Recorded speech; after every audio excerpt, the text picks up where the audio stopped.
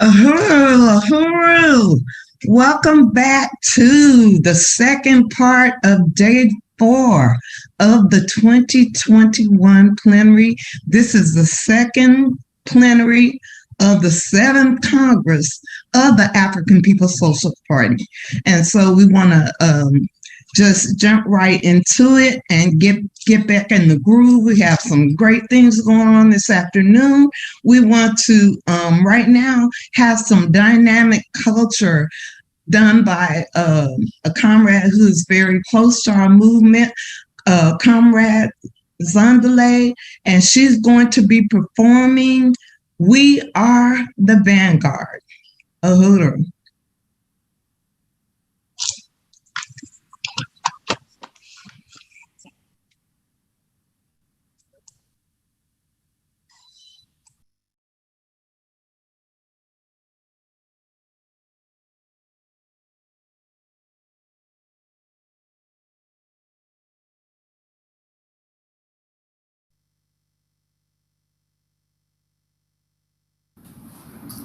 Yehoro, I am Zanlile Pico, and I am very honored and proud to be a part of this year's culture for the African People's Socialist Party 2021 Plenary.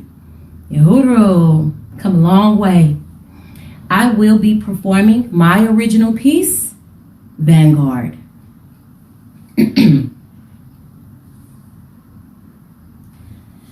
I am a strong man, I am the woman, I am the children. I am identity, African blood in me, foundation of all things. Yeah, they lie to me, use the sweat off me, this cannot happen. I want it all back, taking it all back, black power inside of me. So step up, cause I am the vanguard, I am the warrior, I am the front line. Step up, yes, I am the power, knowledge of all things from beginning to end of time. Step up. Yes, I am my birthright. Africa, truth and life fulfills me of all rights. So step up. Black power, we stand free against all our enemies. I am the vanguard. I am a mother, sister, or brother, father, or friend, you see. Genocide kills us, gentry wheels us, splitting our families. Now that was the plan, to conquer our land and spread us among the seas.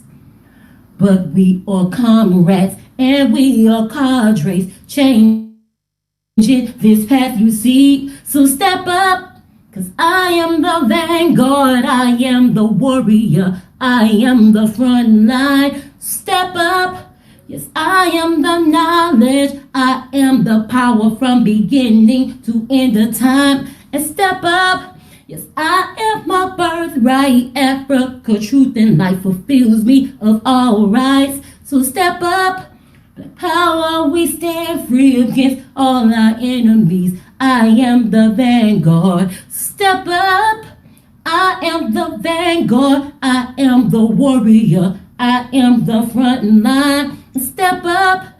Yes, I am the knowledge. I am the power from beginning to end of time. Step up. Yes, I am my birthright. Africa, truth and life fulfills me of all rights. So step up.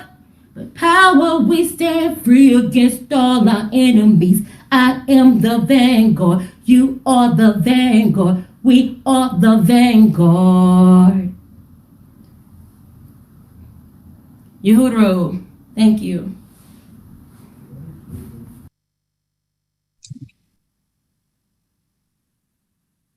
Oh, Chairman, were you saying something? Oh, welcome back. Thank you so much, Zondele, for that. And you all know what we do right now. APSP, are you listening? Drop it in the chat. Vanguard up. Because that's what she just told us. We are the vanguard. And now we're going to bring on our next vendor. And these comrades are coming straight out of Europe. The African Socialist International European Front. Comrades, are you there?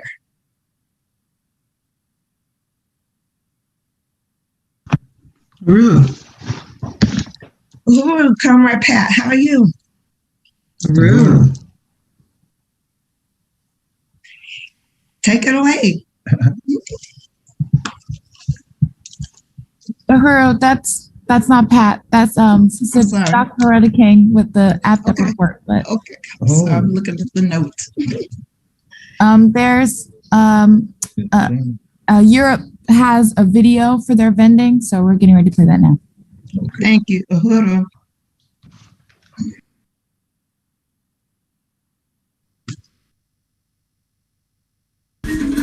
Uhuru, welcome to the African Socialist International Europe Books and Cultural Artifacts stall. We have a selection of masks, a variety of 2-layer masks. We also have masks with the option of adding a 3rd layer filter. And our masks range from various African designs and patterns. And we also have plain black and red, black and green African unity flags. And what's also great about these masks is that they're all reversible. We also have tote bags. These are in a variety of African designs as well as being plain designs. And they are an environmentally sustainable way to carry your items, and they can be easily folded away and put in your pocket when not in use. Artwork made by local artists in the Katanga province of the Democratic Republic of Congo have designed another set of artwork for us to be able to sell to you as part of an economic development project. All the artwork is made from natural fibres, such as feathers, wheat, barley, grain, and they're presented in a beautiful antique style gold frame. The size of the pictures are A4, or that's 210 by 297 millimeters. So the images are of the artwork reflects the natural world with birds and swans, and also people working and tending the land. These are just some of the examples of the beautiful artworks, and they really make great gift ideas. With a variety of copper bracelets, again from Congolese jewelers in the Katanga province. Our popular Uhuru Means Freedom badges are available, as well as the Burning Spear newspaper. The Burning Spear newspaper with bilingual editions, so they are in English and French. The Burning Spear newspaper is the oldest revolutionary newspaper and the voice of the International African Revolution. We also have copies of Chairman Omali's books, Omali Yeshitela Speaks, One Africa, One Nation, and Uneasy Equilibrium, and also from Chairwoman Penny Hess of the African People's Solidarity Committee, Culture of Violence. Please do get in touch to purchase these items. The framed artworks, the bracelets and the masks are available to purchase at £10 each. That's £10 sterling, plus postage and packaging, whilst this conference is on. And for more information, please go to our Facebook. That's facebook.com/ASI Uhuru.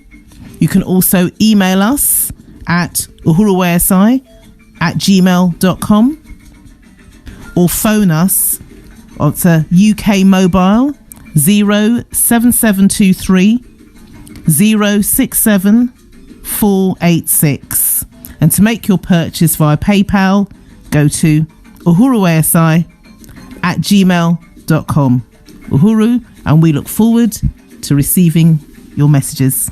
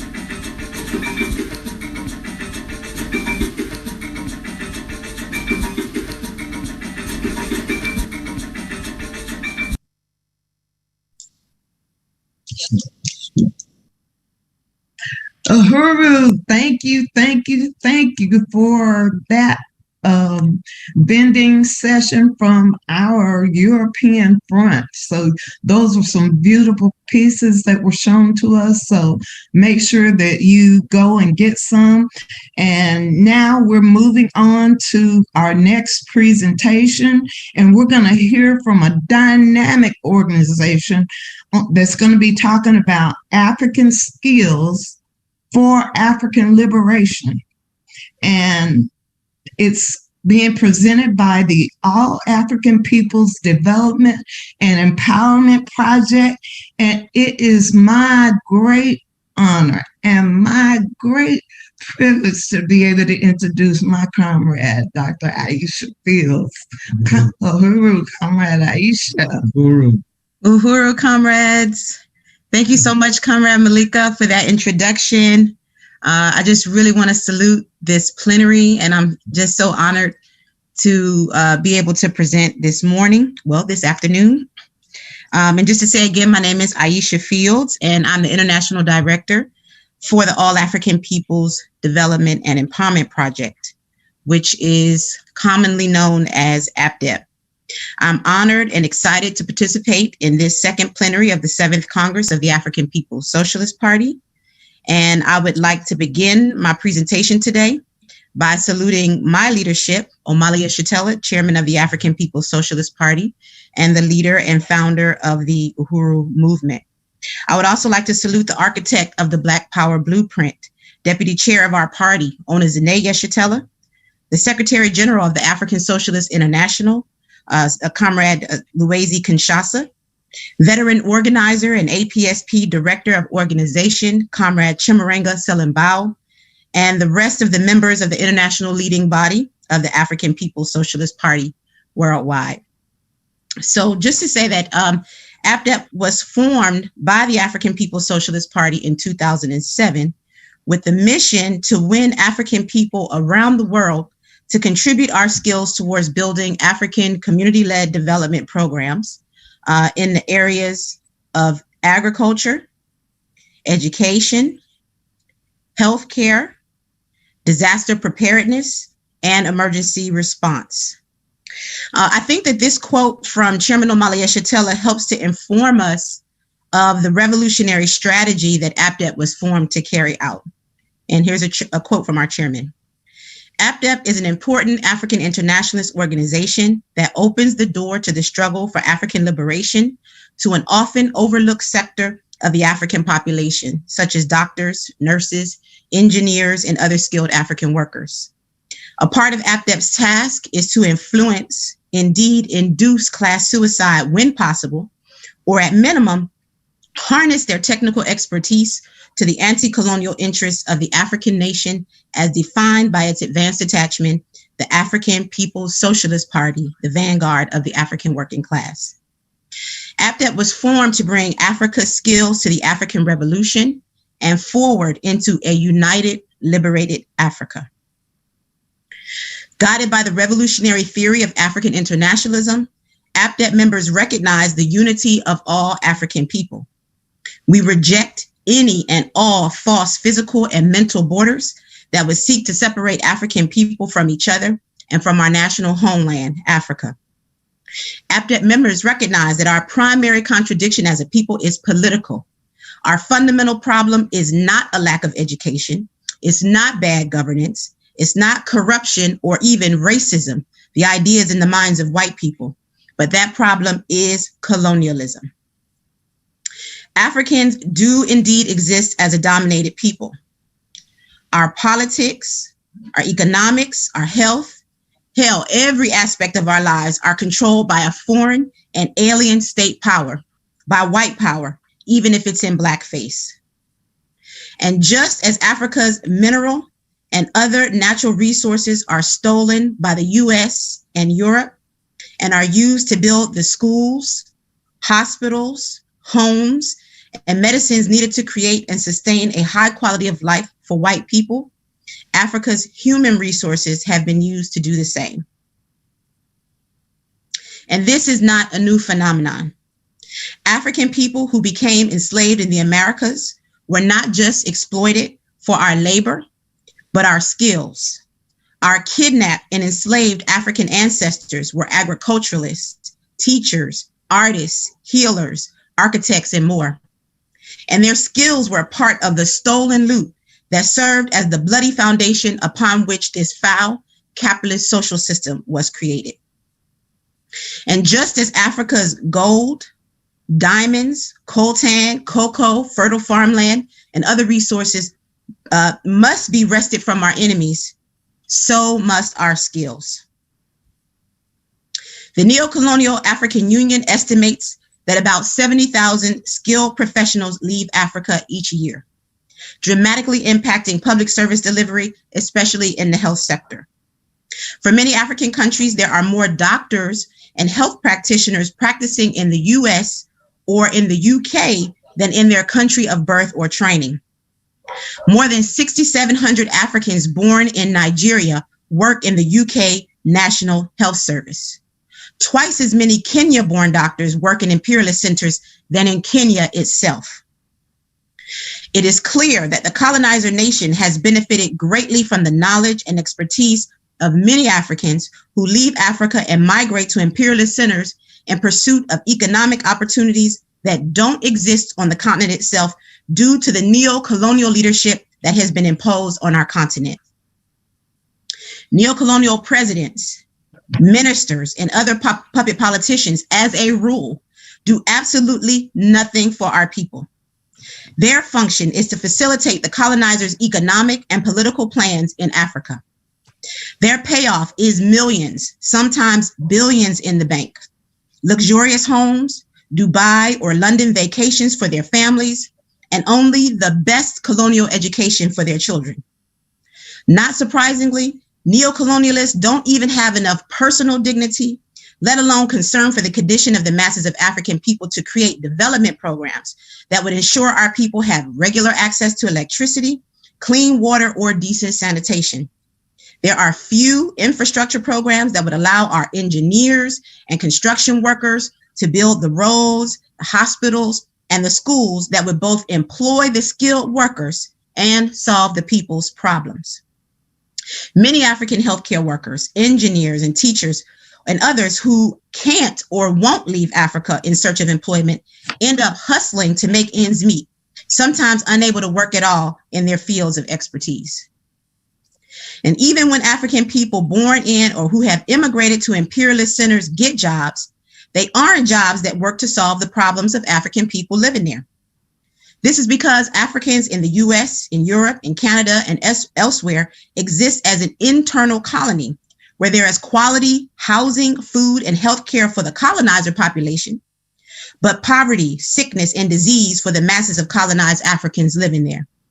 So no matter where Africa's skills end up, they rarely, if ever, end up serving African people. So what happens when African people don't have access to our resources, our labor, and our skills? We don't just end up living in horrible conditions, but we end up being robbed of life itself. Africans living on the continent have the lowest life expectancy of all humans on the planet. In 2019, the Central African Republic had the lowest life expectancy of all. Our people there live an average of only 53 years. This is incredible, given the wealth of this land, which includes gold, diamonds, uranium, and oil, and that Africa as a whole is the richest continent on Earth. Compare the 53 years of life our people there live on average to that of the worldwide average, which is 73 years. And in Japan, the average life expectancy is more than 30 years greater at 83. African people living inside the US have the lowest life expectancy of all groups of people living here. Given the reality of our colonial conditions, African people cannot afford to continue to turn our skills over to our oppressors. We must have an all hands on deck to reverse the flow of our skills back to the genuine development of Africa and African people. And there is no higher expression of the consolidated interests of African people than that which is forwarded by the African Revolution, led by the African People's Socialist Party. APDEP was created by the party as our vehicle through which Africans with specialized skills can stop simply selling them to the highest imperialist bidder, and instead bring them back home and into the process that will free our people from the abusive colonial relationship that has been imposed on us for 600 years. Over the years, APDEP has built a variety of dual power programs that not only help to improve our immediate material conditions as a people, but that give us a growing independent capacity to meet our own needs as we work to totally negate the role of the colonial state in our lives. We have built rainwater harvesting systems. We have trained hundreds of community health workers.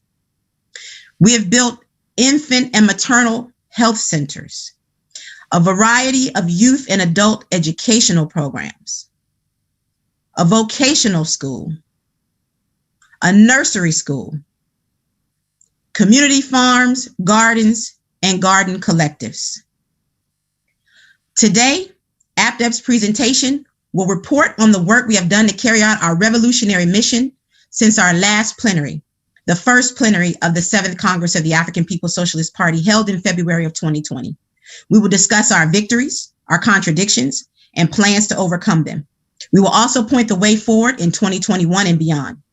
Here to help us do that are Comrades Kundai Bajiki-Kai, APDEP's Director of Info and Education, APDEP International Secretary Chiwaniso Luzolo, Southern Regional Rep of the African People's Socialist Party, Comrade Kobina Bantu Shengo, Comrade Michelle Odom, our Mental Health Programs Coordinator, and Dr. Loretta King, our Project Black Onc Medical Coordinator and lead provider for our COVID-19 telehealth program.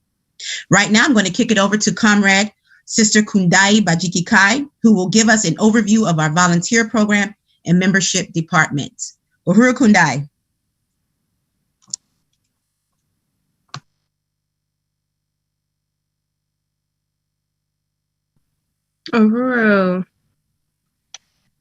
Uhuru, thank you so much, Director Aisha Fields. Thank you for that insightful opening of APDEP, and I want to salute you as my direct leadership in this amazing organization. And I too would first like to start by saluting the chairman of the African People's Socialist Party, Omali Yeshitela.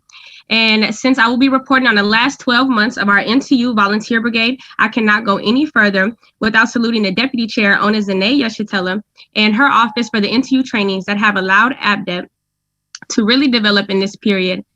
I'm tasked with the responsibility of NTU Coordinator. NTU is a critical component of our organization because volunteers are the heartbeat of our movement, as DC Ona would say. Since the last plenary, we have been committed to implementing the mandates developed by the ODC. This has undeniably put us in the best position to win more of the masses to our work. Let's take a look at the mandates we have met, and in particular, those that have given us the most immediate results in this past year. As you can see, all of the sections checked are the mandates we have accomplished, which is 11 of 15 mandates carried out by APDEP and Zenzele combined. So one of the mandates that has given us a quick turnaround is simply promoting it. This is very simple, but also very easily overlooked. Next one has to do with consistency also, which is hosting regular weekly orientations, but also being flexible and hosting individual NTU meetings to accommodate potential volunteers. The fourth immediate game changer is ongoing best practices. This cannot be overstated. Best practices of NTU have developed me as an organizer in general when we are dealing with mass forces, shoppers, and even party members. Sometimes as a party member, you can find yourself bogged down with work and can forget how far executing little details can take you.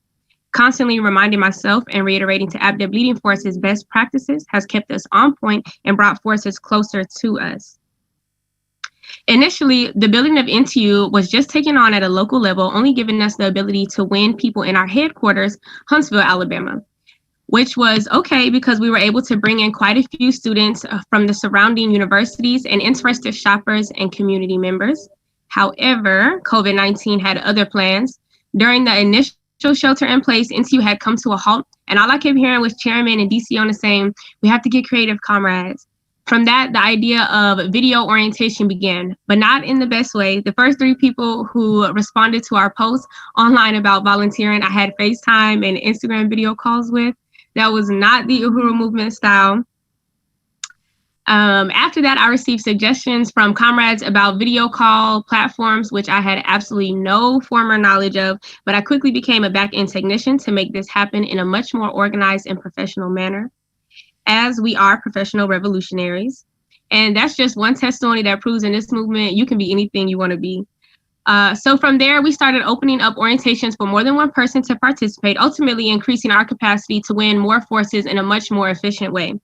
This entire process has given us the ability to consolidate 4 new committees, Project Black Onc, Agriculture, Department of Information and Education, and our Education Subcommittee, which still have to be redeveloped again. And assisted, this process has also assisted in our new membership process, which I will say a little bit more about shortly, because of course we want you to join. It's taken us outside of our headquarters, Huntsville, Alabama, USA. Volunteers are now located in Atlanta, Georgia, San Diego, California, Houston, Texas, Newark, New Jersey, Clayton, New Jersey, Baltimore, Maryland, and Bedford, Massachusetts. We've had international orientations in Sierra Leone, Ghana, France, and Cape Verde. However, we are still experiencing the following contradictions. There is no NTU committee. And I have not consistently followed up and interacted with forces about their volunteering experience with ABDEP. There is no fundraising, therefore no matching apparel for volunteers. This is important because it'll give us a visible presence in the community, ultimately allowing us to build rapport in the community. The focus in 2021 for ABDEP NTU Volunteer Brigade will be recruiting a volunteer assistant, which will put us in a much better position to develop a committee, create a LinkedIn account, award a volunteer every quarter. This will include an announcement on Facebook and or Instagram Live with a certificate and gift. We want to raise up our volunteers more in general through our different platforms like HTML, social media, and signs and Zenzele consignment.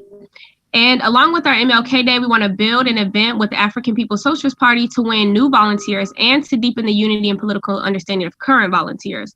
Right now, my plan is to have a POA.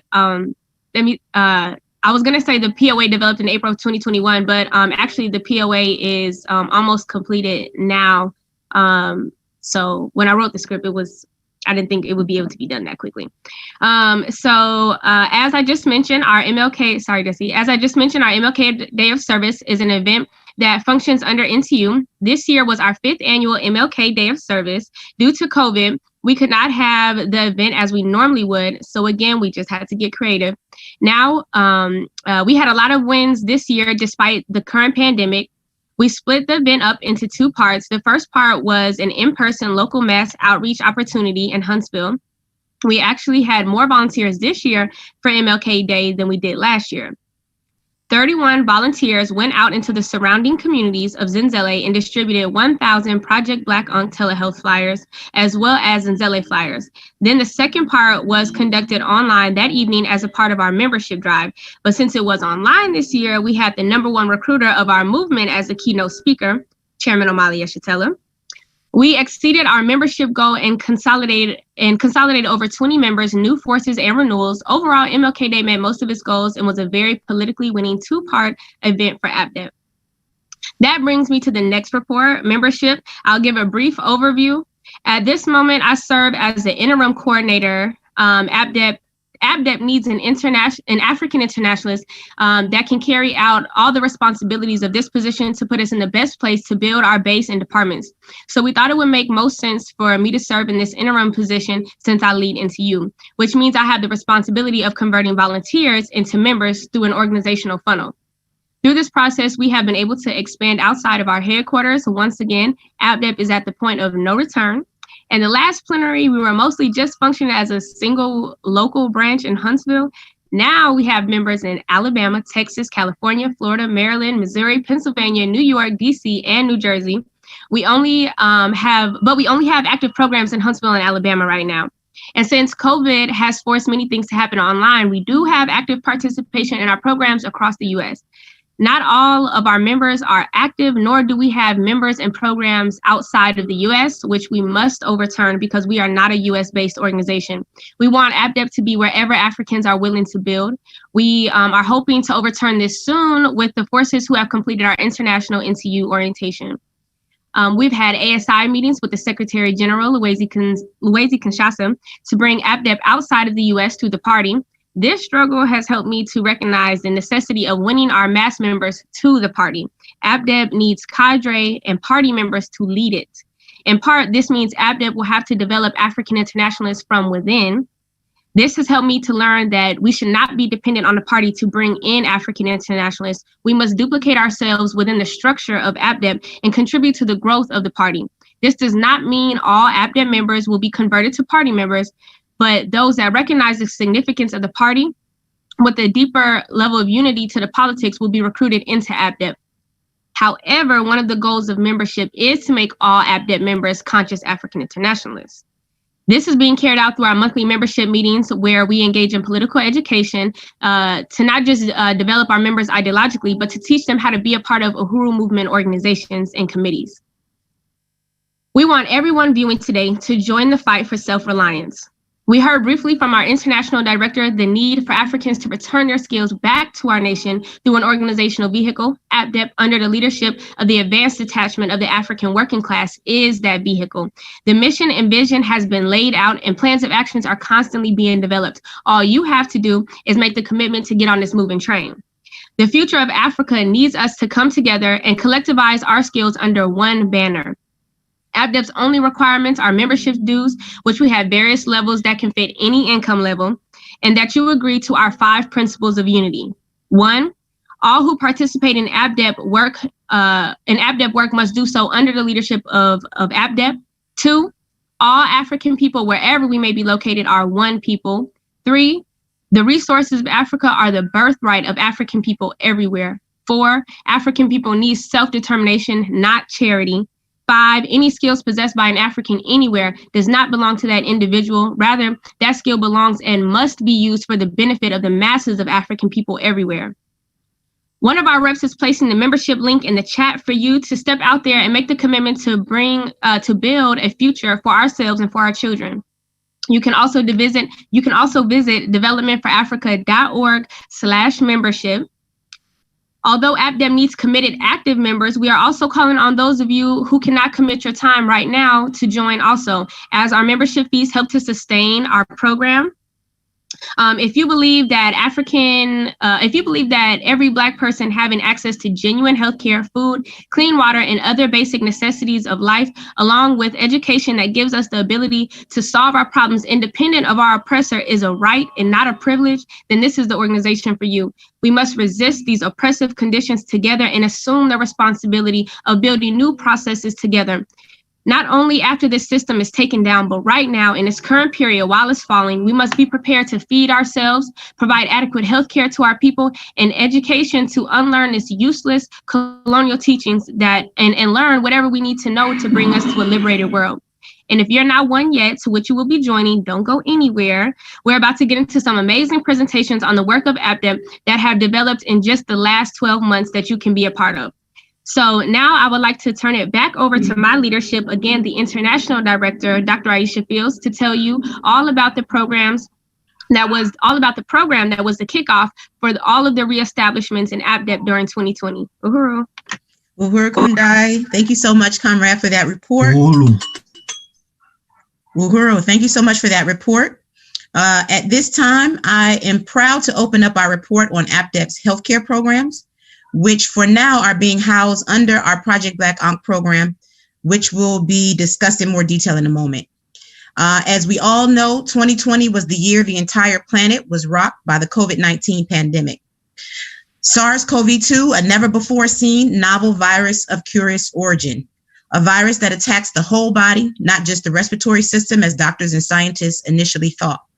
An airborne virus, a virus that has run rampant throughout the US and Europe in particular, ravaging the African populations living there. A colonial virus, as our chairman, Omali Yeshitela, has summed up. Quoting from our APDEP article in the most recent February issue of the Burning Spear newspaper, quote, "From the very beginning of this pandemic, the virus exposed many of the contradictions that come along with being a colonized African. We are the ones with the high rates of pre-existing medical conditions as a consequence of the lack of good food, healthcare, and overall low quality of life that have been imposed on us.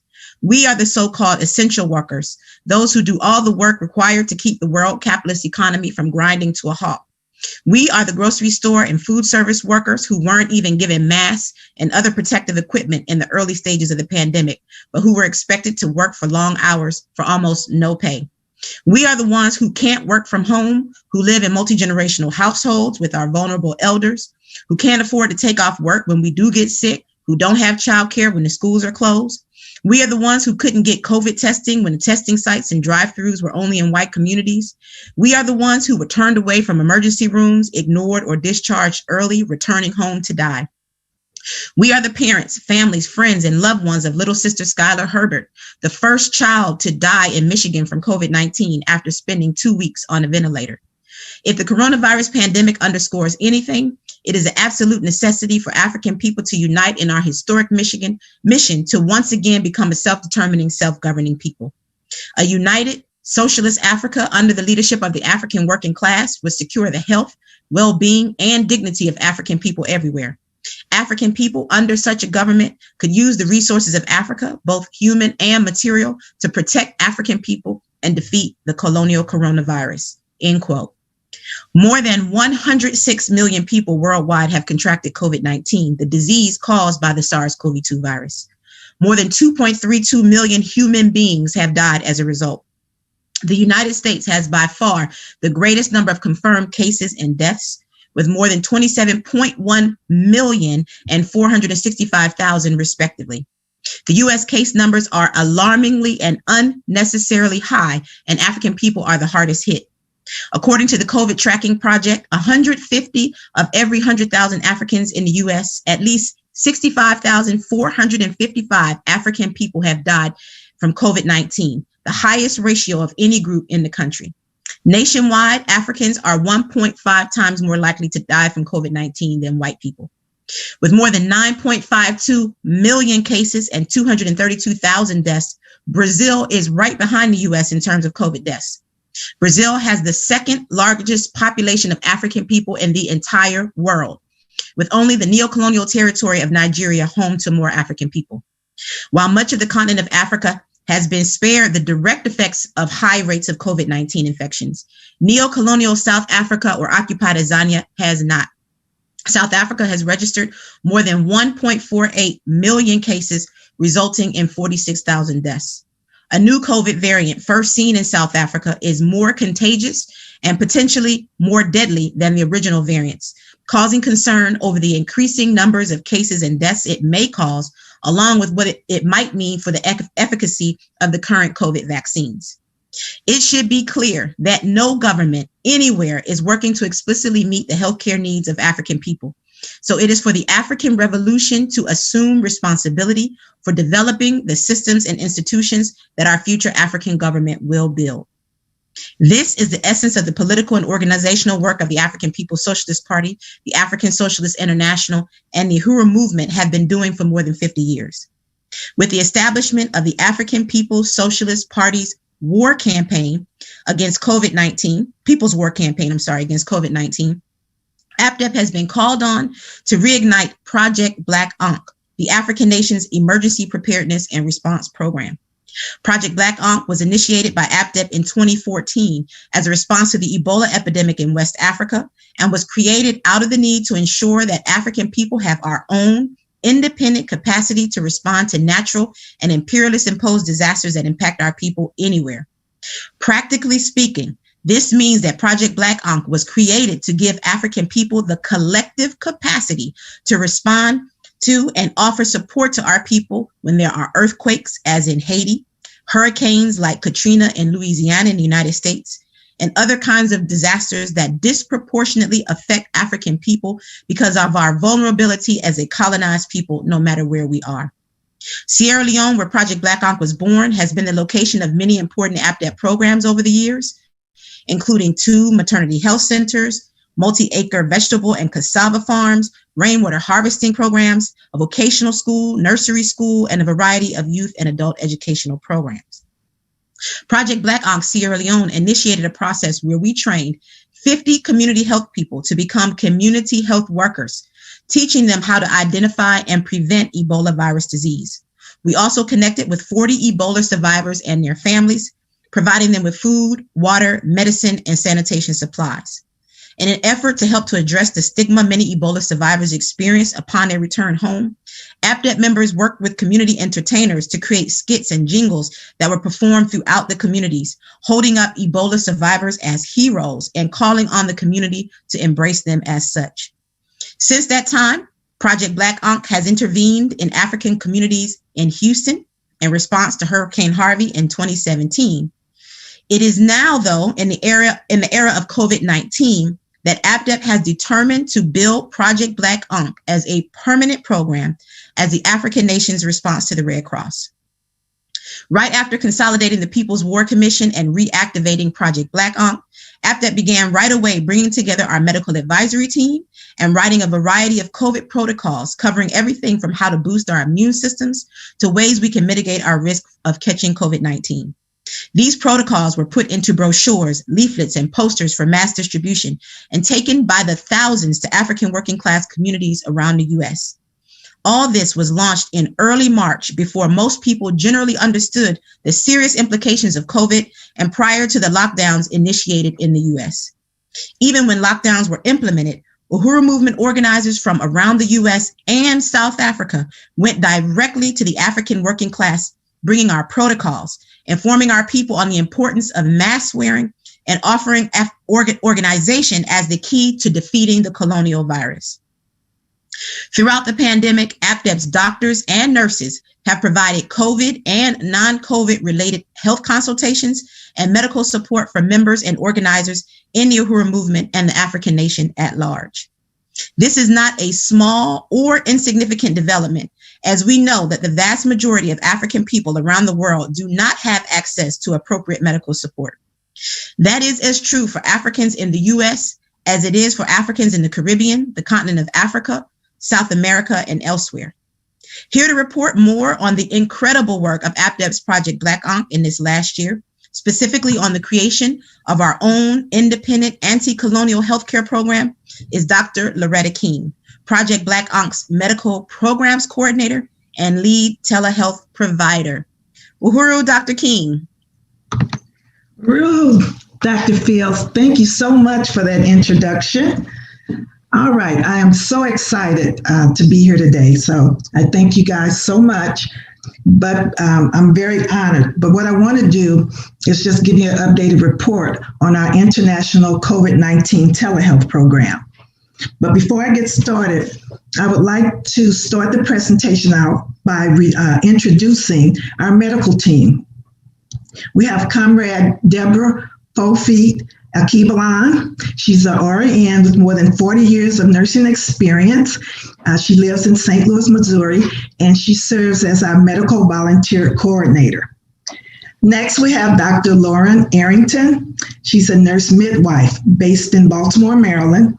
She is a longtime APDEP supporter and volunteer and serves as one of the providers for our telehealth program. And lastly, there's Dr. Donica Franklin. She's also a nurse practitioner based in Houston, Texas, and she's also one of our telehealth program providers.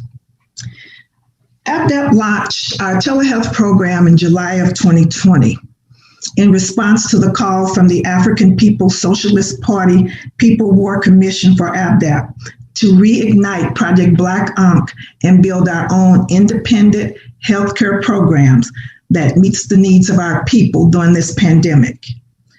For those who may not be familiar with the term telehealth, it is defined as the use of electronic information and telecommunication technologies to support long-distance clinical healthcare, patient and professional health-related education, public health, and health administration. In short, telehealth gives the healthcare provider a way of educating our people through healthcare. And we do this remotely without having to meet the person. Because of the way COVID-19 spreads and the need for people to physically distance, telehealth has become a major way in which people access healthcare in the US and in other countries that may have technology infrastructure. APDEP built our telehealth program positive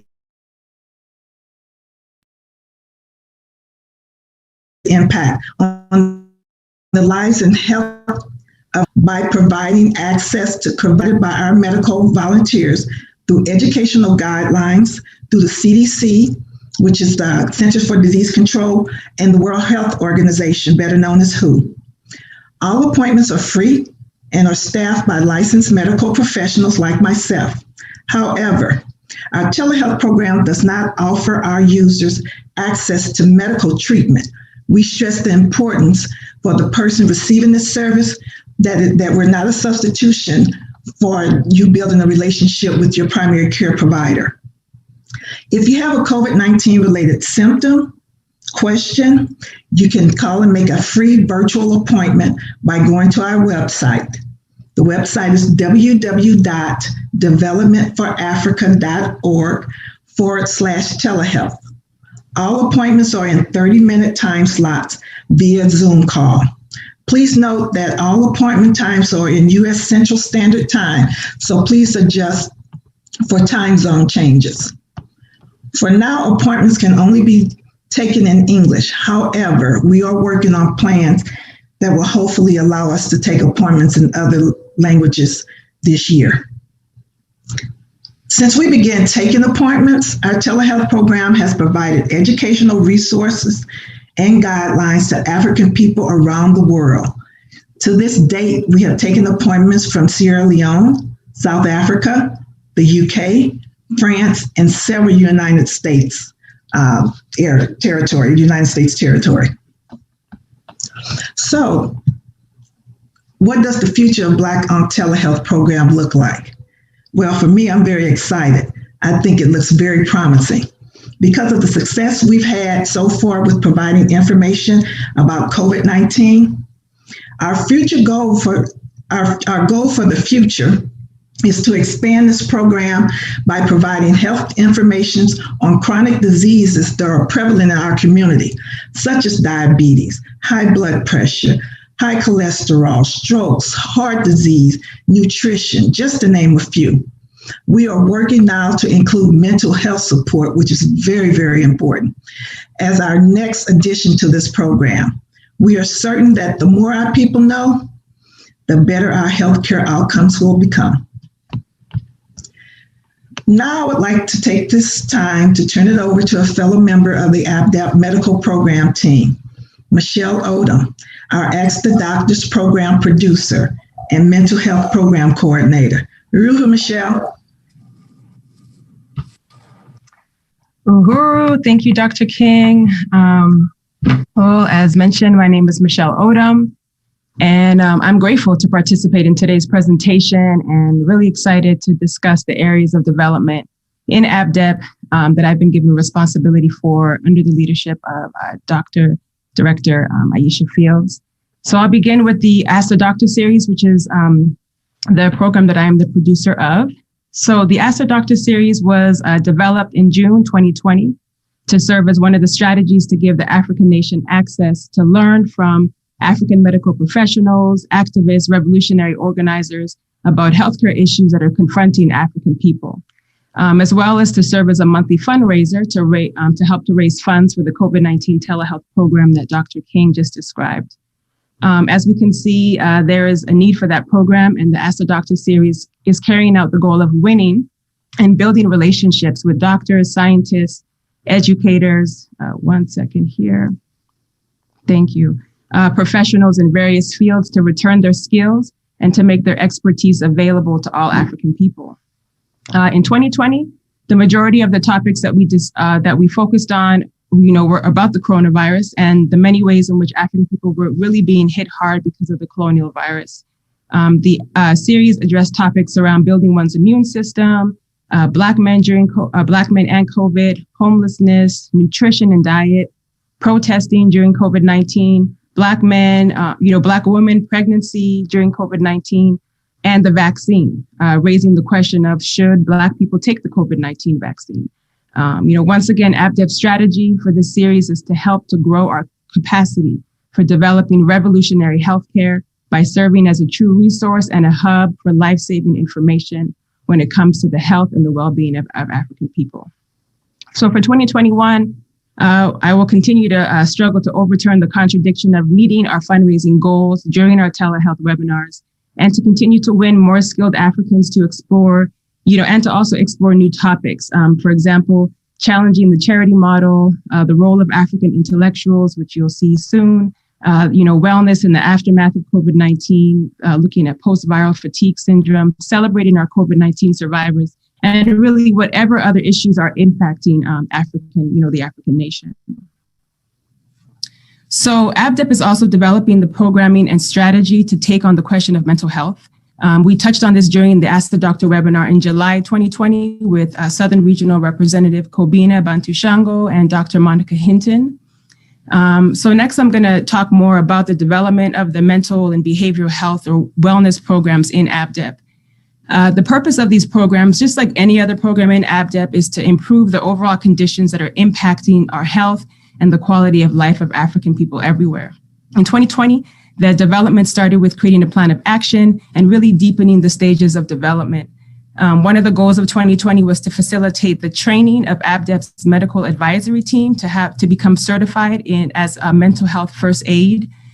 So that was part of our strategy to develop and to continue to build the self-determining community response to mental health crisis by training members of the movement and community members to be first responders to mental health crises in our community, and also to raise awareness around the signs and symptoms of mental health as we know it, or mental illness as we know it.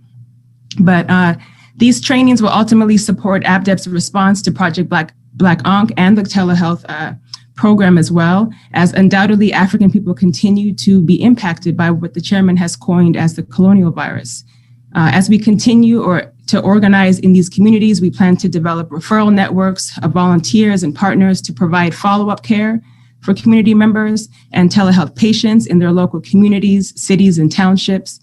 This is and will continue to be a huge undertaking as the telehealth program is already serving Africans internationally. However, more crucial now is ABDEP's strategy to not only win, wellness professionals and mental health professionals, but really to take an African internationalist approach to addressing the question of mental health in the African community and to continue to deepen our political education on this topic. All right. So ABDEP's role in taking on this responsibility is an important one for many reasons, but mainly because this really requires us to call into question the colonial conditions within the social system that requires African people to experience all kinds of mental illness or unwellness.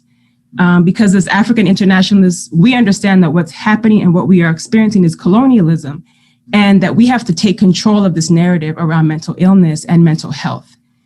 We must first do this by really calling out the illegitimacy of the slave master, right? To one, enslave us, brutalize us, terrorize us, kill us, and exploit all aspects of our production of life, and then diagnose us when we, when we resist, and then seek to create systems to treat us, assuming control over our mental well-being. So the ABDEP Mental Health and Wellness Committee will continue to reject this sick practice, which causes us to believe that we're the ones who are sick, immoral, violent, or crazy when we resist, or when we seek to escape or to fight back.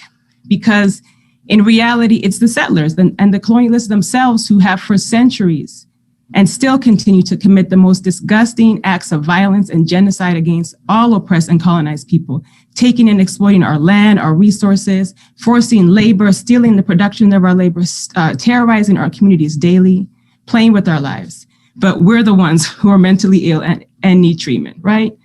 So come on, we have, and especially like when we're told by today's colonial systems of mental health that we have a disorder, be it anxiety, depression, substance abuse, personality disorder, PTSD, we know, as they call these disorders, but we know that these are nothing but natural responses to being colonized. And to call it anything else is irresponsible, it's fraudulent, and it's insidious. And so our approach to this question on mental health must come to the conclusion that until we overturn this sick, oppressive relationship that we have to our oppressor, we will continue to display natural responses that reflect the psychological, the physiological, and the physical damage done to us as oppressed people because we're colonized. So taking on this question means holding accountable existing cultural, nationalist approaches to solutions addressing mental illness, be it, looking at, alleviating us from mental or emotional slavery. While these spaces truly do serve, and I'm speaking from experience, a place to provide African people with a place to gather, right, in times of grief and fear and anger. But if we enter these healing spaces as colonized individuals, and then we leave these spaces as colonized individuals without organization under a principle unity or mobilization towards overturning this relationship to our oppressor, then we really have more work to do. And African internationalism is that work. And it's the theory and practice that we know must be the strategy if we're going to take up this question on mental health. So our efforts on taking on this question will not focus on trying to reinvent more culturally appropriate language or, diagnoses for people to accept or for the colonizer to adopt into manuals like the DSM-5, which is the Diagnostic and Statistical Manual for Mental Disorders. Because we understand that the more we continue to operate to try to solve problems created by our oppressor within this oppressive system, as opposed to using our skills, our knowledge, and our expertise to define and control our conditions, the more we're going to continue to see the same problems. But now we can't, in fact, ignore the fact that many people are like really suffering, right, with significant, severe clinical mental health conditions, whether it be hormonal, chemical imbalances that really produce psychological distress. And in many cases, require medication, for example. But we simply cannot lose sight of the fact of what is required of us as Africans, that if we're going to take back our power to create a society and a social system that will produce the best possible outcomes for our people. Because likely this new society that we are creating would not have as many of these same issues, right? Or the same kinds of issues. So really, no matter how you look at it, the way forward has to be self-governing. It has to be self-determination. Because when you're colonized and when you don't have power, every aspect of your life is affected and not in your control. So, we can't separate issues of mental illness from issues of police brutality. We can't separate it from issues of African children dying from hunger or being kidnapped from their families thanks to the family court system. Mental illness is not separate from horizontal violence that we see in our communities. It's not separate from the miseducation our children are receiving in colonial schools. It's not separate from living in a community with sewage in your water or not having access to healthy food. So mental health is not separate from any of this because this is all happening under colonialism. And when you're colonized, the whole experience is going to be unhealthy because the experience of a slave is unhealthy, right? Spiritually, mentally, physically. So the ABDEP Mental Health Committee needs volunteers, right? In the fields of mental health, wellness, coaches, anybody who has an interest in mental health to unite with this stance. Currently, part of our political, education for the Mental Health Committee is to study The Wretched of the Earth by revolutionary psychologist and philosopher Frantz Fanon, whose scholarship and his critical, analysis in regards to mental health and colonialism is really groundbreaking in how we need to tackle this question. One of the things that Fanon states is that in a colonial society, so quote, in a colonial society, when resistance is low, mental illness will increase among the colonized people, end quote. So in fact, Fanon makes the statement in his book that what is actually most liberating for the colonized person is to kill the colonizer. Uhuru, we have to kill the parasite, parasitic capitalism in all of its forms, and to reclaim our ability to control every aspect of our life and stop thinking that we as African people are the problem. So we understand that resistance is essential to our liberation, and applying an advanced theory of African internationalism really is the roadmap and treatment plan for the programs of resistance that will come out of this committee to address the material contradictions in our community that are impacting our mental health. So developing wellness programs to allow for, therapeutic space for us to discuss the impacts of colonialism on our emotional, physical, and psychological health and well-being, but then using, skills of the movement members and the volunteers, and those in solidarity to provide information and activities for these groups focused on health, like exercise, right? Breathing techniques, yoga, stretching, things that we can definitely benefit from, which will also help to put us in the best possible, position to fight back against this grip of oppression, while at the same time continuing to bring the analysis that contextualizes what is happening to us and the source of these issues that we know is colonialism. So meeting individuals where they are in their sorrow, grief, pain, anger, but really moving to righteous and principled resistance, coming to political life through organization. So if you're in this field and you're hearing this and you unite with these ideas, continue to ask yourself the questions like, and I've asked myself these questions, like, what have my many years of experience taught me? A lot. What skills do I have? A lot. What problems in the community have I been seeking to solve? And what problems have I still not been able to fully solve, right? In all our years of work and treating clients or research or conferences, writing, building programs. Because even as we treat and improve the conditions for one individual, right, or a group of individuals, we're still sending them right back into the communities that are sick and oppressed and still under the grip of colonial state power. So I really invite our listeners to consider contributing their skills to the development and programs that will first address the elephant in the room, which is our abusive relationship to this system. I mean, call it impossible, but we're doing it. So lastly, Frantz Fanon writes, quote, "The process of decolonization is and can be one of complete disorder," end quote. Yet it is so absolutely clear for me, and I'm sure everyone here listening, that the Uhuru movement, all of its programs, its institutions, the African People's Socialist Party, the theory and practice of African internationalism, the Black Power Blueprint, these are the right kinds of therapy that we need as African people to organize together and move forward this process of decolonization. These are the weapons that we will use to take control of all areas in our life, impacting our mental health.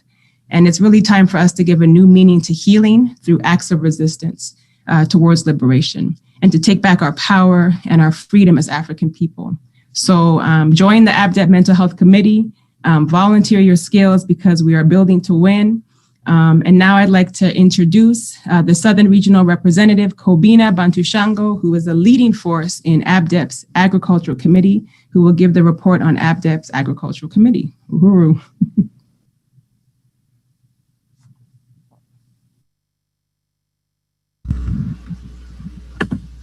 Uhuru, appreciate that powerful presentation, Comrade Michelle. Thank you. That was powerful. I would like to first say my name is Kobina Bantu Shango, the Southern Regional Representative of the African People's Social Party.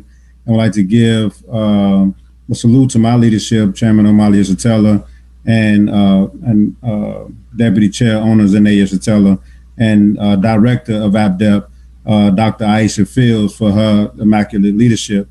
And from a large scale farms to backyard gardens, it is important for Black people to grow and produce our own food. Black people have a long history of food production. Before colonialism and slavery, African people were growing, raising, hunting, and fishing our own food in a sustainable way. We were people who produced life for ourselves. Although our development was interrupted over 600 years ago when Europe attacked Africa, we in ABDEP and the Uhuru movement recognize how necessary it is for us to organize to achieve self-reliance and self-determination once again. And food production is key. ABDEP has a long history of building programs that help African people feed ourselves. We have built community gardens and garden collectives in Washington, D.C., Huntsville, Alabama, Decatur, Alabama, and Houston, Texas. We have built multi-acre cassava and vegetable farms in Sierra Leone, West Africa. Our goal is to help African people everywhere recapture and organize the agricultural skills that we have always had, but that for the last several hundred years have been used to feed the white world and not African people ourselves. In the first half of 2020 alone, we've seen a sharp global negative impact of not producing food in our communities. When COVID lockdowns were introduced, we watched as many African people were unable to go out and hustle to make the resources we need to pay for food to feed our families. The reality is that for many people, we work just to make enough for food for that day. In many countries, including the United States, we watched as grocery stores or market shelves became barren as fear over the lockdowns allowed those with enough resources to hoard basic commodities and food items with the rest of us, while the rest of us couldn't even get the basics. In fact, food insecurity has become such a problem in the U.S. that there are often mile-long lines for food giveaways. The capitalists say there is no food. Does that mean we should be forced to starve? Of course not. We must take matters into our own hands and develop our own strategies to feed the community. Ultimately, we must make the African Revolution. that will unite African people, putting our land and labor back into our own hands and allowing for the creation of our own Black Power government that will ensure that the entire African nation is well fed always. Right now, taking the steps necessary to produce our own food will have many benefits for our health. We will know where our food comes from and what goes into producing it. We won't be as dependent on our colonizers to provide something so essential to us as our families, and we won't be as vulnerable when the supply is disrupted. Growing our own food independent of our oppressor gives us the ability to win the Black community to be self-determining. African people can start to use our resources and labor to benefit our people and not our oppressor. This might seem like a large task at the beginning, but almost anyone can start small and grow something. It can be as easy as growing food on a windowsill or on your porch. There are even ways to raise fish in your basement. There are many different skills and techniques for raising food in almost any circumstance. And it is our job as ABDEP to bring those skills and organization together in our agriculture programs committee. Right now, I want to report on the work our agriculture committee since the last plenary. 2020 has been a year of challenges, but many rewards on the agricultural front. Fifth Ward, Houston, Texas is home to our oldest and most beloved Gwen Archie Community Garden. Since the last plenary, we have initiated our 11th year of planting. Because of the climate, we can basically grow food year round. So we have had many planting seasons in our 11 years of growing there. In this last year, we have been focusing on rebuilding since the untimely death of our former ABDEP Houston chair and veteran organizer to the African People's Socialist Party, Omowale Kafing. Long live Kafing. Now, under the leadership of Comrade Chiwaniso Lazola, who is our ABDEP International Secretary, we have been able to secure donations for 3 additional garden beds, a soil, a greenhouse, a tool caddy, a bench, cement blocks, hand shovels, rakes, buckets, gardening gloves, and a water table for children in the garden to play with. We have also been beautifying the garden, which grows everything from bananas and sugarcane to tomatoes, greens, and a variety of herbs. There has been a steady stream of volunteers coming to our Houston garden, and we are working to win them all as members, which will give us the capacity to reestablish an ABDEP branch in the city. The garden has also certified as a teaching garden, which gives access to additional resources such as special grants. Under the leadership of Comrade Tyree Jennings and myself, ABDEP was able to launch a new Huntsville garden, now known as the Northwood Uhuru Garden. In April 2020, many volunteers have come out to participate in our new garden, including Boy Scout troops, children in our ABDEP Marcus Garvey Youth Program, and many members of the working class community of Northwood. Our garden beautification chair, Andravi Mays, has really made the garden a place of beauty and community gathering, and we are planning to build a community mural under the leadership of a local ABDEP member and talented artist, John Moore, as part of our spring planning fanfare. The biggest resource that we have is each other and the knowledge that we share. As a people, we are not lacking in skills or in the desire to make a future for ourselves and our people. The only thing we lack is organization. ABDEP is the organizational vehicle for Africans to collectivize our skills, to improve our community's quality of life. It is the mechanism for sharing our resources and building collectively to provide for ourselves. The current pandemic and the ongoing attacks of African people should remind us that we cannot afford to remain dependent on our oppressors to do anything for us, and that we must build our capacity to do everything that we can for ourselves. We are calling on Africans, no matter where you are located, to grow the revolution by joining APDEP's Agriculture Committee, or take advantage of the resources provided for our community to start growing food today. You can learn more at developmentforafrica.org.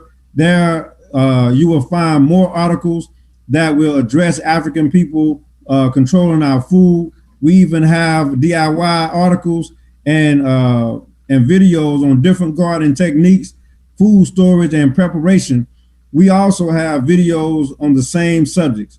Join the fight for independence. Join APDEP today at developmentforafrica.org and help us to grow the revolution and feed ourselves. Now, I will turn it over to Comrade Chuaniso Lazota, APDEP's International Secretary, to give us a report on our APDEP Educational Program Committee. Uhuru Chiwa. Uhuru, 5 minutes. Uhuru.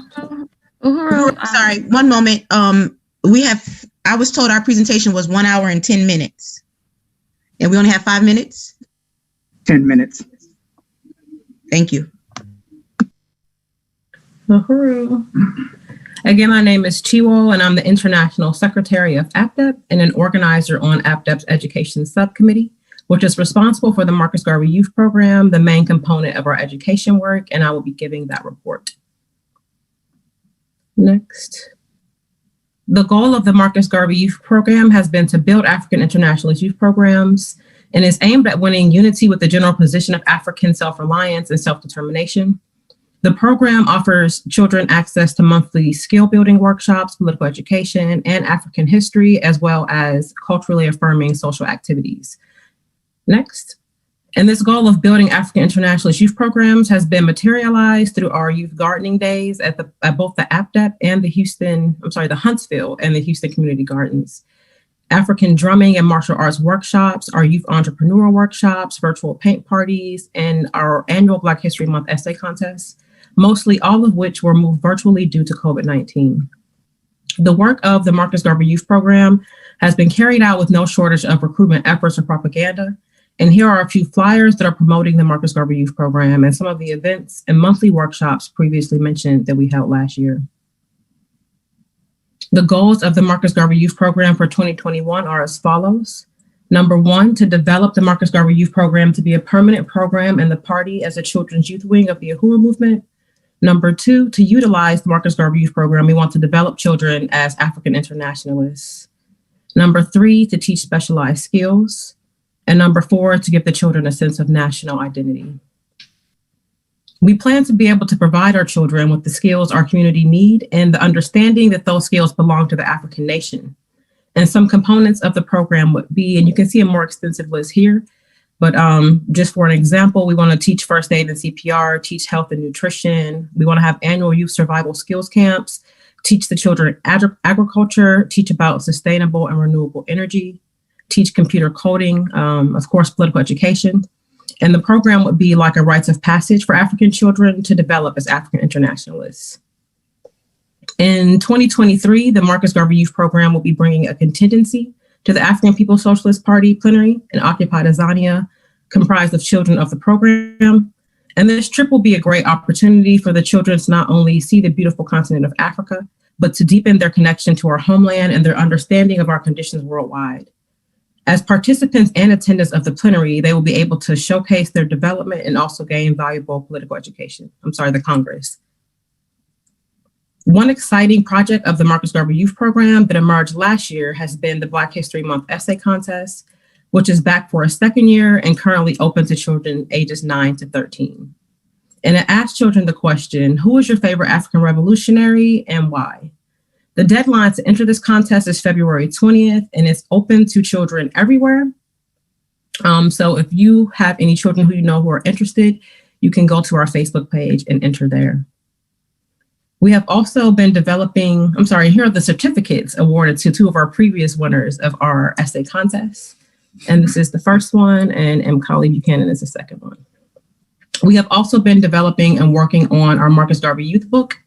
And this book will be included as a part of the Marcus Garvey Youth Program curriculum and will also be used as an economic development resource. The book is being illustrated by APDEP member Adrian Jennings, and we also put together a focus group for the book. And the focus group is comprised of African children from around the world who will participate in meetings to provide valuable input and help to improve the book and to make the message of African internationalism engaging and informative. In 2020, we also redeveloped our K-8 curriculum and expanded the curriculum to begin developing lesson plans to supplement homeschooling parents as both a program component and as well as in response to the changing needs of parents due to COVID-19. And through this process, what we realized was that what the Marcus Garvey Youth Program really needed was to be a part of a comprehensive program that includes all of our education work that we have presented previously as separate and somewhat isolated pieces. So we have since shifted our focus to creating one comprehensive program, in part using our existing base of children in the Uhuru movement. So we will be rebranding the Marcus Garvey Youth Program in 2021. We plan to develop the program to be a permanent program and the party as a children's youth wing. And we're working on the plan and curriculum to be developed by the spring of 2021. If you're an educator or if you're interested in shaping the future of our children's education, you can send us an email to info@developmentforafrica.org. And next, I'm going to reintroduce Comrade Kundai, who's going to be giving the report for Zenzele consignment. Uhuru Kundai.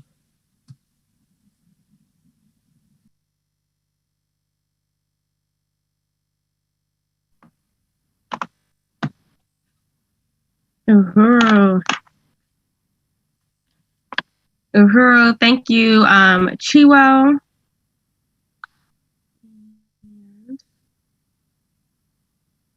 Okay, so first, thank you, Chiwo. So first, I want to again salute the Deputy Chair, Onezene Yeshatela, the Deputy Chair of the African People's Socialist Party, Onezene Yeshatela, for her leadership in our movement around the building of economics in the Black community.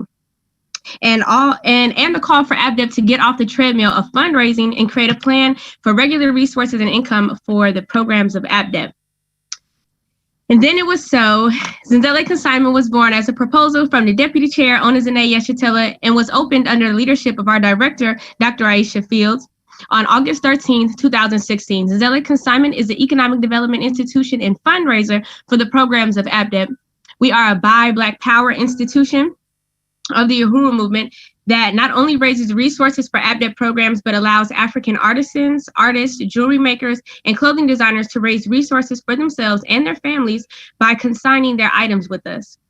This model conveys to the community that this is actually their institution too, allowing people to internalize the success of Zenzele as their own. Zenzele Consignment offers handmade original African clothing, accessories, art, small household goods, personal care products, literature, and more. Our mission is to provide an economic vehicle through which people can shop and consign handmade original African and African-inspired items in an effort to support practical programs that contribute to self-reliance and genuine development in African communities throughout the world. Since the store's establishment in 2016, the programs of ABDEP took a backseat to the development of this economic project. We believe last year's plenary was a way for us to reintroduce ABDEP to the party and Uhuru movement.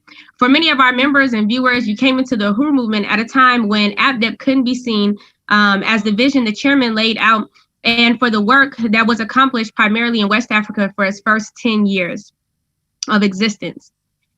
In the last plenary report by our chairman, he stated, I quote, ABDEP's work to build itself and all its component parts to carry out its total mission must be developed. Comrade Aisha Fields must complete the ABDEP building work. Zenzele helps to build ABDEP, but it's ABDEP that ultimately gives Zenzele its significance, unquote. So comrades, Zenzele means little to nothing without being tied to the healthcare, agricultural, and educational programs that you just heard about from our leading members. To support Zenzele means you support the practice of the theory. It means you support the anti-colonial struggle to collectivize skilled Africans for us to build programs that teach us how to live free of our oppressors in the most practical way. The chairman goes on to say, quote, however, ABDEP itself must really grow its capacity for the development of Zenzele as a support institution, lest we create the situation of the tail wagging the dog. It must be clear to the world, and especially to the African world, that supporting Zenzele is supporting APDEP and the actual all-African anti-colonial work to build our own power under the leadership of the African working class, unquote. Chairman and comrades, APDEP has thrust forward in 2020 at an unbelievable rate. The more obvious need for APDEP to carry out the mission it was established to do place APDEP back in front of Zenzele consignment. Although it's not ideal for an economic institution to be closed for an entire quarter of the year, when its rent is still due, it did allow us to focus on APDEP itself much more. APDEP was given the attention it required, and at the same time, it was being built at a rate faster than what our true capacity actually was. But as African People's Socialist Party members, it's never time to tuck your tail. It was a tough decision to reopen the store fully, in part because of the fear of COVID, and also knowing that the time at the store would take away from the newly assigned time to APDEP. This raised serious contradictions, some of which you already heard earlier in the other reports. Nonetheless, we prevail and make the work happen. As an economic institution in the southern region, Zenzele has been instrumental not only as APDEP's headquarters, but also providing a cultural and political hub to the Black community. Events such as our anniversary is a very special occasion where before COVID, over 100 community members would gather inside our store. This is one way we successfully won masses to our line and held cultural performances as well. Cultural performances like African dance and drumming, paint and sips, which we have been able to make happen virtually in this past year. Many of you have been able to participate in our weekly APDEP workshops and programs since COVID-19 has forced us to move online. But prior to this pandemic, Zenzele is a place where we could meet and interact with the community, including our Marcus Garvey Youth Program workshops like kickboxing and self-defense class for women and children. We hosted political events such as the Pre-Congress Conference in 2018 and several other political events that can be set and discussed on our own terms because it's our institution. No one can kick us out. No one to say this and that can't be discussed here. Just real politics and revolutionary theory. As you all know, the colonial virus has had serious economic impacts as well. That made it difficult for small businesses like ourselves. But we didn't let that be our limitation in carrying out the vision provided in the last political report. This past year, we celebrated 4 years of serving the Black community in August. This was a huge accomplishment, especially since over 41% of Black businesses closed due to the colonial virus. We also launched our store website in 2020, which we are currently transitioning to Shopify for all of our platforms to be synchronized, including our online live shopping network. This has been a huge game changer in terms of sales and expanding our base. Our videos now get on average 3,000 views, and we are developing marketing strategies to funnel these viewers into regular shoppers and APDEP contacts, be it volunteers or members. It has also given us the ability to build our text club again. We hope you tune in, and here's when you can tune in and shop on Mondays at 6:30 Central Standard Time and Fridays around noon Central Standard Time. Now for Black History Month, we will be going live on Wednesdays, but sign up for our text club to get alerts when we go live and get special discounts and access to free head wrap workshops, which we will have probably next Monday. And although the store has battled through so much this year, we are not free of contradictions and hurdles. We were closed 4 months out of the year. We were denied small business loans and grants during COVID. Our marketing committee has not been developed or expanded. And there's a serious shortage of staff and Zenzele volunteers. 2021 has to be the year that Zenzele turns the corner and is in a serious position to fund APDEP in the way it was established to do, giving us the capacity to build APDEP truly as a leading organization in African self-determination. In this first quarter of 2021, the Department of Information and Education, which we didn't have time to report on, but is working to brand APDEP and obviously promote it through Zenzele. In terms of overturning the contradictions I just spoke to in the store, we will that will place us in the best position. We're going to develop a grants and a strategy for grants and a team, build our marketing and research team with volunteers brought in through our NTU program. We're going to win more African artists and artisans, clothing designers to sell their items through our store. We're working with the ODC and the Africa region to build factories on the continent that will help us to resolve many of the issues we have getting consistent and diverse inventory from the continent. New website that is compatible with our inventory database and loyalty program. And Zenzele has to have more politically winning APSP literature and propaganda visible in the store, such as the Chairman's Kit, and introducing our consigners to the Buy Black Power campaign as a part of an accountable process this year.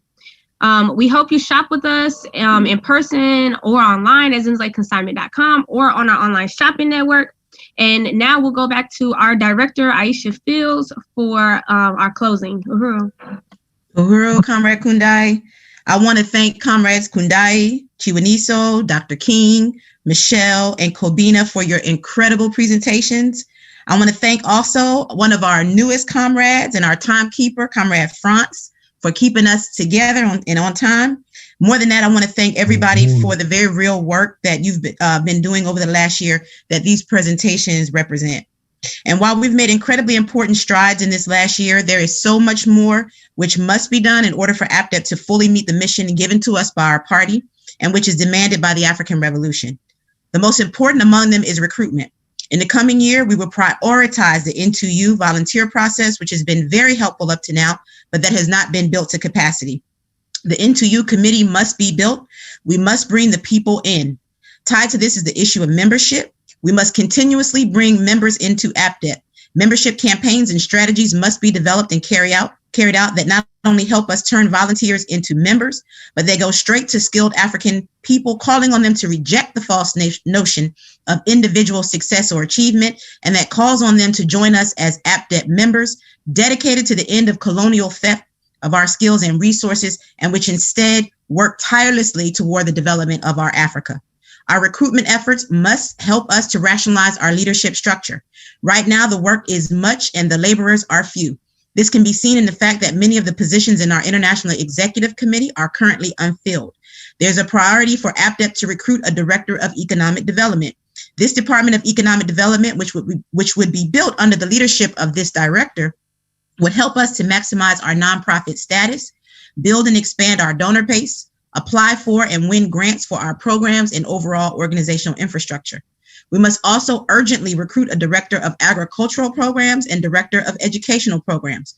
That will allow us to further develop our already established programs and grow them in places where we currently do not exist.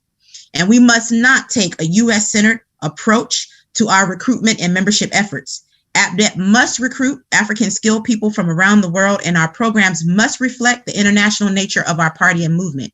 As Comrade Kundai indicated in her report, this must also be the year that Zenzele Consignment truly becomes a fundraiser for our programs.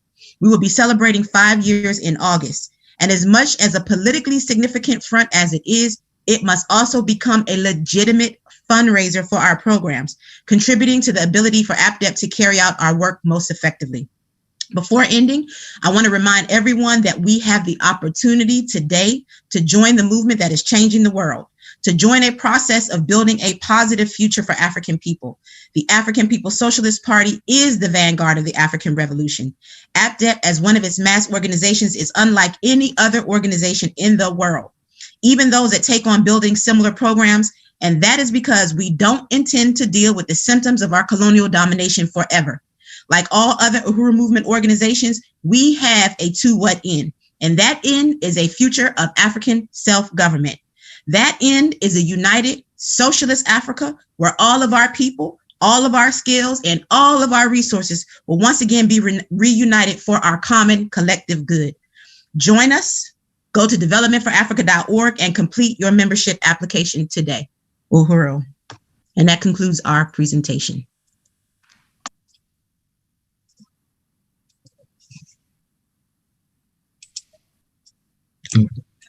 Uhuru. Abdul, give me a fist bump. That's for you, Aisha, and your team right there. So thank you so much for that tremendous report. It was great. And that's just like the party, looking at every angle and solving the problem and getting it done. So we salute you and your team. And as the chairman would say, we've heard a splendid report. This is your chance to ask questions. So put your questions in the chat if you have them, and let's talk about it. So, Dr. Aisha, tell us how you got involved in this work. Uhuru, I met the party in 2005 at the 10th anniversary of the Million Man March.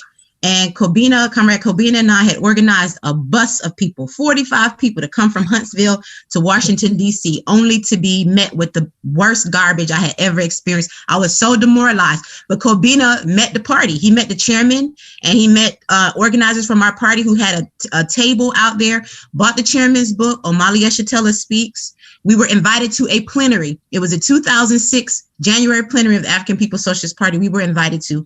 Attended that plenary. I read the chairman's book beforehand, and I knew that I had to be a member of this movement. So it's been a beautiful struggle, and I really want to salute the chairman for his visionary leadership and his consistent work on behalf of African people.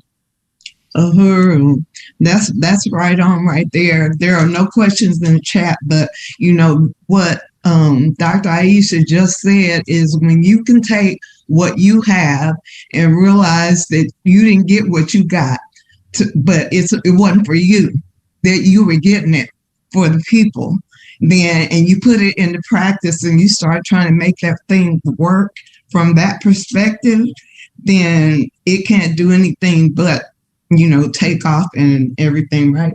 Mm-hmm. And that, Sister Aisha, that symbol, the Ankh, it means life. So actually we saying Black life. So how did you come to choose that symbol to represent the work that you're doing? I wish I could take credit, but that was also the chairman. That was the chairman. And I think the chairman said that he had gone to a conference maybe, or he had been organizing, I think somewhere in Europe, maybe Germany, I think is what chairman said. And he had given a presentation, and there was a brother, I think, that raised the fact that as African people, we need to build our own Black Ankh. Mm-hmm. And the chairman heard that, and he put into the work that we were going to one day have our own Black Ankh. So that was from the chairman. Right on. That's what up. Because we know we've been robbed under the Red Cross. All that money that was raised for the Haitians, for people in Haiti, I think that's how the sister pronounced it, was stolen, was looted. So just another constant reminder that unless we have our own, we're going to constantly be robbed. So I'm just so grateful for the chairman coming up with that and then putting theory into practice, not just saying we should have this symbol, but we should have this practice. Yeah. We should actually go out and save the people. The Ebola, how our presence in Africa just speaks, you know, to our love for the people, the chairman's love for the people, his determination to see us to be self-sufficient and self-determined and just charting our own destiny and reaching that course. So I just thank you, sister. I think you're doing a wonderful job. Your committee there, your brothers and sisters out there in Huntsville, you know, the sister Kundai, you know, the way she represents is just beautiful. The fashions that you have, the Zenzele products, we're so proud of that as Africans, as African People's Socialist Party. We just thank you so much. Yeah, we do have a question here from Marissa from Seattle. And she says, this is an agriculture question. What goes into the decision process for making above ground garden boxes versus putting gardens directly in the ground? Uhuru. Well, Comrade Kobina he had to leave. He couldn't be a part of the question and answer section. Otherwise, I would give it to him. But what I would say from what I know, and I'm not the agricultural coordinator, but I've worked in our gardens for a while. What I understand about that is sometimes it just depends on, for example, where we are in Alabama, we have incredible soil. We haven't, at least in the areas where we are, we have incredible soil. We have raised beds, and the raised beds do fine.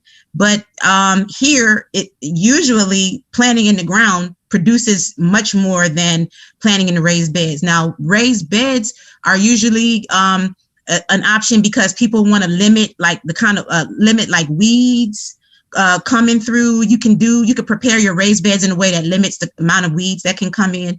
Sometimes people like to grow raised beds because you can build them high enough where you don't have to bend down. And especially if there are elders or others who are going to participate in the gardening process, it's a simpler way for them to participate in a taller raised bed than for putting it in the ground. But, you know, and for some people, they just like the way it looks. So it just depends on what kind of problem you're trying to solve with your garden, whether or not you would grow in the ground or in a raised bed. How was these gardens perceived by the people, and were they able to eat freely from them? How did that function? All of our gardens are gardens that are, for one thing, and this is something that we really are working towards this year to do in a much better way, but these are the people's gardens. And I can say that in every way we make attempts to involve the entire community. We're very strategic, first of all, about where we've established these gardens. Like our garden in Houston, which we own, is in the 5th Ward, Houston, which is a historically African community. The garden was right next to Comrade Omwale Kefing's home. And it was a place prior to Omwale Kefing where all the neighbors and everybody, understood him as being the organizer and the Hura movement as being the organization. And everybody was involved. We've trained school children in the garden. We've had our Juneteenth Freedom and Music festivals in the garden. The garden has always been a staple. In Huntsville, our garden is across the street from Zenzele Consignment in a neighborhood called Northwood. It's the projects where our garden is, and we have made lots of effort. And again, there's more that we will be doing to involve the community. Many of the community children participate in the garden. We don't have our own tiller. So members in the community have loaned us their tillers to till the ground. They always got advice, folks always got advice. Right, but we're going to be doing a lot more to really involve the community and to let them know that this is their garden. This is theirs. And of course, everybody eats free from the garden. You come, you get it, whether you've planted a seed or not. Everybody can participate in reaping the harvest of the gardens. Yeah. Uhuru, just like Uhuru, I'm sorry. If I may, Director Aisha, if you could also, as far as the question of growing in the ground versus the raised beds, one thing that I thought was really winning about ABDEP that drew me in also was the political. The political part of doing raised beds versus in the ground also, and because in last year's plenary, our agricultural report was talking about this struggle with the city that we were having because our garden was stripped from us. So last year we couldn't even give this type of report on the agriculture because our garden had been taken from us from the city, and in part why we had raised beds in our former Huntsville garden that really we didn't even get a chance to utilize in that way of like being able to just relocate. So maybe if you could, I think it would be good if you could speak to like the political aspect of it also. I'm not quite sure what political aspect you're talking about, other than being able to grab your stuff and go if necessary. And I think that's one aspect that growing raised beds can allow you to do. But ultimately, what we have to do is what we've done in Houston, which is have our own land that we garden on, because we know that this relationship and this that we've had with the city has been tenuous. It will continue to be tenuous, and the more we build in that community, the less desirable they will see us as being there. So we have limited kind of time to do what we want to do there, but ultimately what we want to be able to build a garden on land that we own ourselves as an organization. From Dara Inspired on YouTube, she's asking, are there any chapters in Southern New Jersey? There are not now, but we want to build in Southern New Jersey, and we want to build everywhere. And I don't know if that person who asked the question is interested in joining APDEP. I'm not sure if that's an African or a non-African, but we would love to have you join us. If you live in South New Jersey and you're an African and you want to be a part of this work, we would love to have you. Put your contact information or your email in the chat. We'll reach out to you, or you can go to developmentforafrica.org and fill out our membership form, or you can shoot us an email if you're interested in just learning more at info@developmentforafrica.org, and we can have that discussion with you. If you're not an African, you can still participate as a volunteer in APDEP's programs. So we still invite you to shoot us an email at info@developmentforafrica.org, and we can discuss ways maybe that you can support this work as a non-African. Uhuru, 5 minutes. Well, Dr. Aisha, We don't have any more questions right now, but this has been mentioned a couple of times, so I think we would be remiss. And this is another one of those APSP, are you listening things? We can't talk about Houston or the Garden or anything without Comrade Omawale K. And so APSP, if you're listening, drop long live Omawale K. in the chat. Long live. Long live. And another thing that Brother Kabina brought up is that when they had this scare, this COVID-19 virus, the colonial virus thing, how people just came and raided all the shelves, took all the food, and then we as a community was left vulnerable because we're not producing for ourselves and we're living in these food deserts. So it's critical, it's essential that we provide this food for ourselves. And our ancestors, they used to can these vegetables and save them for the winter. And that's what we got to bring back. We got to be independent, self-sufficient, like the term is constantly teaching us. And that's what we got to take that home. And we appreciate you guys putting that into practice. We put it into practice here in St. Louis. We built these community gardens, and brothers and sisters have come and eaten from the garden. Now, I'll never forget, I think it was Kitty and I was out there, and brother drove by on his bike, said, "What y'all gonna do with them greens?" He said, "We're gonna give them to you, brother." He said, "All right, I'll be right back." So that was beautiful. And that just made us feel good that we actually produced something that helped to sustain the community. Yeah. Uhuru. Uhuru. Uhuru, Aisha. Uhuru, DC. Uhuru, DC. Conrad, this is just so phenomenal. This report from APDEP, I just really want to congratulate you and your tremendous team that has put all of this together. And, you know, I really want to say I look forward to working with APDEP and Zenzele for, you know, forwarding the Africa products and import and export businesses. And I'm just like, I mean, Michelle's report was like, because we really don't really think about mental health like that, and we should. And I'm just like blown away, and I really want to be involved in helping in any way I can. You know that. So, you know, let's do this. And anything that I can do is, you know how to reach me. Yes. You know, and I just really want to appreciate, again, your whole entire team, Chereniso, Michelle, Kundaye, is it France? France, yeah. I don't know if I left Dr. King. Dr. King. I mean, it's just phenomenal. And all the work that you've done around COVID-19, the coronavirus, I mean, it's just been phenomenal. And we just got to continue to build, like the chairman said, and we have to lead with APDEP because we know that APDEP is the key to forwarding all of the institutions and programs that you're trying to develop. So I just want to say congratulations, and we are winning. Uhuru, DC, thank you so much. Yeah.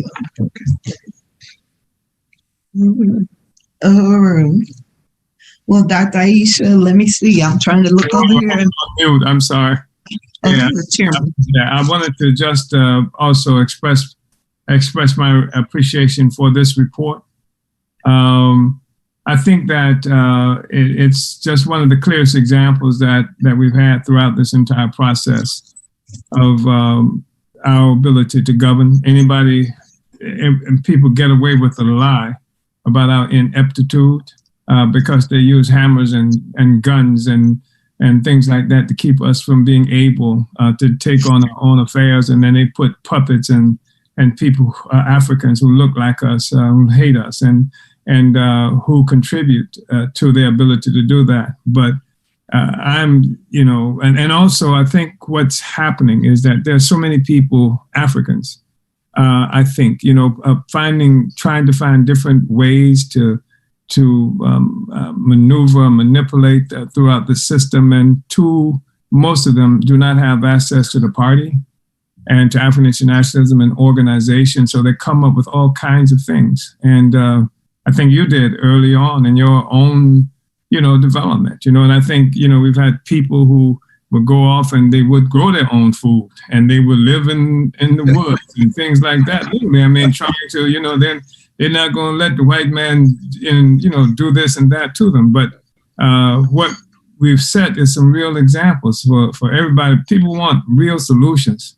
People don't want to live in this stuff, but they aren't able to see how you can not do it. And people are tired of just discussions and, pontificating, intellectuals, just emptiness, etc. And so what we have now is that we do have a discussion and we say theoretical stuff. And people have said how the working class is too stupid or too dense. I like to understand theory. You can't say, I understand you, but they won't, right? That's the line that we usually have coming from the petty bourgeoisie. And then the people get an opportunity to practice it, to put it into practice. And what was at one time some kind of abstract theoretical concept now is a collard green, is a tomato, is like our own buildings and our own capacity to take care of us. It's our hospital that we're developing. That's what we're doing now. We're developing an incredible healthcare system. It's free healthcare. I mean, anybody in the world can call up or connect with us and say, I got this problem. And then what can you tell me about this, right? How can I take this on? And we're doing this for the entire African nation. Any African in the world can contact us and say, is this a symptom that I'm experiencing now of the colonial virus? And if so, what can I do? I don't have access to this resource or that resource. Should I believe those white folks? Should I believe the colonizers when they tell me this and that? There's this international capacity that they provided them. And this and all the other stuff we're doing economic wise and from somebody who hated the idea of being a market woman or selling clothes and looking pretty. Yeah. Just hated the whole idea. And now I listen to it and I see this, the tightness of your lips, the firm look that you have now when you're talking about getting these resources and making sure this happens right and that happens right. And it's just magnificent. You have and the genius of the people becomes so obvious, so evident. And we discover our own genius when we're solving fundamental problems for ourselves. Sometimes we didn't even know how smart we were because our brains and stuff are locked up with our bodies in terms of this whole colonial constraint. And then we say, it opens up all kinds of possibilities and it liberates our brains and our thought processes. And I just really appreciate this is very, very important and impressive presentation, study, and comment. Aisha, I really want to commend you. I commend you for this, what's been said and what's been done. I commend you for your fierce stance and you try so hard to fight, to crush liberalism when it makes itself manifest. And I appreciate that. I mean, this is cadre. This is part of what I meant in my political report about the cadreification. We see the cadreification of the organization, just a maturation of everything we've been fighting for so many years. We're seeing it mature and materialize and come before the world in such a really impressive way. I thank you so much. And I thank that entire team of yours. I'm not going to even try to remember the names of everybody who was there, but it was really impressive. And I also want to join with you and everybody else in saluting the memory of Comrade Omowale Kefin. So Uhuru. Thank you. Uhuru, Chairman. Uhuru time. But I did have to say this. I was looking at that little girl in Sierra Leone, the picture of that little girl in Sierra Leone, standing up with all those Africans. So who is that? Yeah, that's the doctor. The doctor's in the house. Uhuru. Uhuru. Thank you, Chairman. Thank you, Dr. Aisha. And we're going to move this program forward, but I want to give everybody an update. We want to say thank you to our latest donator, Xavier, who donated $360. So our total right now is $101,285. And so, Uhuru, right on. And so, all right, without much ado, I want to bring on this next sister presenter. She's a dynamic, bad, beautiful, bold sister. I appreciate her so much. I think the first time she saw me, she was going to jump me because I was watching the chairman. Me and the two brothers I was with, we saw him at an Indian restaurant, and we got a chance to talk to the chairman. He's so gracious. And his entourage. So it was beautiful. So again, this sister's mighty. She's powerful. The theme is Let's Get It Done. The report by the International People's Democratic Uhuru Movement by President Columbai Antoinette. Uhuru. Columbai. Uhuru. Uhuru, comrade. Uhuru. Big step. Fight back. Fight back. Fight back. Touch one. I can't touch all. I can't touch one. Touch all. 6, 8, 7. Different, the whole damn bunch. That's right. Uhuru, comrades. Uhuru. Uhuru. I just really want to salute. I'm sorry. I really want to salute this whole plenary. It has been dynamic from beginning to end. And I really want to start off by really appreciating all the dynamic reports that we had. I apologize, I had kids in it. So, I just really want to appreciate all the dynamic reports that came before me. It just really just says how dynamic our party is. And I am a proud member of the African People's Socialist Party.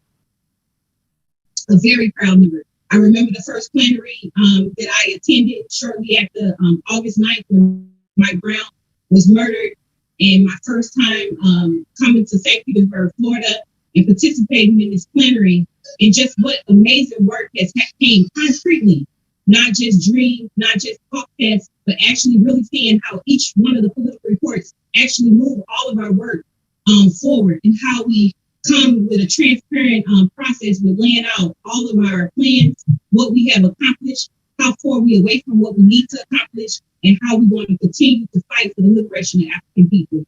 I just really want to express my deepest appreciation to Chairman Omali Yeshitela. Is an understatement to say that he has laid his life down for African people, has really put forward a theory with me in mind, with my daughter in mind, your daughter in mind, with the child in Africa in mind that didn't even get a meal today. Chairman Omali Yeshitela has loved them so much to really be able to have a theory that actually show us that we can be part of our liberation. And that's so important, that we see a future and we see how to fight for it. So we appreciate you, Chairman Omali Yeshitela, for creating the International People's Democratic Movement. And, without saying, through this whole plenary, in each report, I see the handprints, just like Chairman's political report says, of Deputy Chair Onizade Yeshitela. And I appreciate and got to really know Deputy Chair Onizade Yeshitela when she stepped foot in St. Louis, Ferguson. She didn't just build the Black Power blueprint, she built the party. She touched the International People's Democratic Movement life. And when I was an evangelist, I used to say life on life. She poured life into my bones to actually help me to become a greater leader than I was. And I really appreciate everything, every struggle, everything that you poured in. I heard you, I appreciate it, and we're going to move this work forward. So let's get it done. Next slide. That was my salute.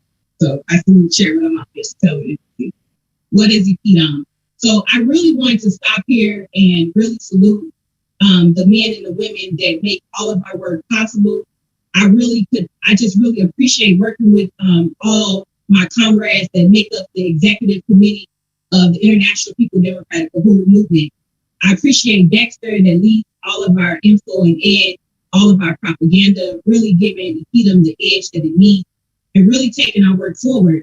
And you were here in Dexter's report, how do we plan to continue to, introduce political education to the masses. Luwambi, out of San Diego, this comrade was one of the first people that I had talked to when I came into the work. And I remember, Luwambi saying that as long as you struggle with comrade, I'm gonna stay in the work, and I want to struggle with. I appreciate appreciate you, Lawambi, and he pretty much have been like Scottie Pippen. He has played all roles on the executive committee, and right now he is chairing outreach and the African Shores Genocide and Reparation Certificate campaign. Comrade Fofi, that just is a dynamic force that love this party. When Chairman came to Ferguson, I didn't know Fofi, and Fofi didn't know me, but we became comrades in this work. And Fofi paid for my membership when I couldn't pay for one when I became a member of the International People Democratic Award Movement. And at that time, Fofi was like, I don't know if I can put my name on anything, but now she's a proud member of the African People's Socialist Party. And just listening to her poetry and how it has transformed to putting out the theory, let's salute and appreciate Comrade Fofi that has made it to her retirement, but it's no retirement for the revolutionary. And I have to say that I have had great secretaries. Since I've been the international president of the PDOC. But I really appreciate Marissa. Marissa has been tremendous to the work that we do. She's not giving a report today, but I'm going to tell you that Marissa has put her thumbprint on all over this report, and she makes sure, as a secretary should, that everybody is following their action items, getting things done. And I'm really proud to say that Marissa will be relocating, moving to St. Louis, Missouri, and working for the Black Power Blueprint. So we are very excited to have her on the grounds in St. Louis, Missouri, and being a part of the Black Power Blueprint as well. And my vice president, yes, our vice president, Masamela Odom. This comrade has been tremendous. He is great. He loves this party, all aspects of it. He fights for the political line. He studies all of the Burning Spirit, articles in the archives to get a deeper understanding so he can be morphed into cadre and then pour out to the masses. I really appreciate our Vice President, Masamela Odom. Next slide.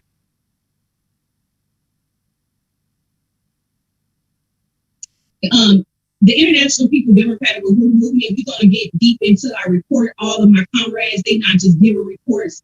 These brothers and sisters, our comrades have labored on the executive committee, fighting for us to make sure that we meet all of our mandates that has been laid out, but not just meet mandates, but actually transform the community that we are a part of. This has been great work, and I am most proud of this report because I see how all of the reports have transformed the International People Democratic Award Movement, our mass organization that works under the leadership of the African People's Socialist Party. Again, this is our mass organization that work under the leadership of the African People's Socialist Party. So each one of these reports are going to reflect how we have took on the leadership from the African People's Socialist Party and morph it to bring the masses into political life and develop this mass organization to be the Marcus Garvey movement of the 20th century under the leadership of the African People's Socialist Party. So we have did tremendous different campaigns. We're going to talk about that in our report, but I just really want to move out the way so we can get deep down into exactly what we have accomplished and where we're going in 2021. Next slide. So now I would like to salute Masamela as I pass it on to him. Before I give it to him, I really want to express my deepest appreciation to Chimaranga. When I was appointed as the international president, Chimaranga sat on the IEC as my advisor, and everything that I learned on how to be a president of this organization, I credit Chimaranga, and I haven't grown up too much to not go to Chimaranga to this day to ask for advice and exactly what do I do or how do I handle things, strategy as well. So I really want to salute Chimaranga for being a veteran of this organization, for being a good keeper of traditions of revolution and really pouring everything that he has poured in to me. So I really appreciate you, Chimaranga, and I really want to pass it on and salute, Comrade Masamela Odom, our Vice President of the International People Democratic Movement. Masamela? Change slide. All right, Uhuru comrades, I'm Matamela Odom, the International Executive Vice President of the International People's Democratic Uhuru Movement. In 2021, let's get it done. Next slide. I would like to salute the leadership of Chairman Omali Yeshitela, the leader of the International African Revolution and founder of the Uhuru Movement. Salute to Deputy Chair Onazine Yeshitela. I would like to salute all the members of the Central Committee of the African People's Socialist Party. I would also like to salute President Colin Bailly, my president. I want to thank her for her trust and for her leadership. Also salute to all the members of the IEC. In this plenary report, we would like to assess the work that was done since the last plenary. Now, I know that according to a calendar, it was a year ago, but in many ways, it feels like it was just yesterday that we stood at Aquaba Hall in St. Petersburg, delivering our report and plans for 2020. At the same time, the amount of work that we put in was years worth of work that we conducted at light speed. We know that was only possible because of the leadership and training we have received from Chairman, President Colin Bailly, and all the leadership in the Uhuru movement. In his political report to the first plenary to the 7th Congress of the African People's Socialist Party, Chairman Omali Yeshitela delivered a series of party-wide and movement-wide mandates that pushed the work forward. Push forth the work of impediment throughout that year and into 2021. Despite the colonial virus pandemic, it was the leadership and vision of Chairman and his political report that allowed us to chart the courses even through stormy waters. For all party organizations, Chairman mandated the building of economic self-determination, the selling and distribution of the burning spear, the international voice of the African Revolution. Change slides. Chairman writes,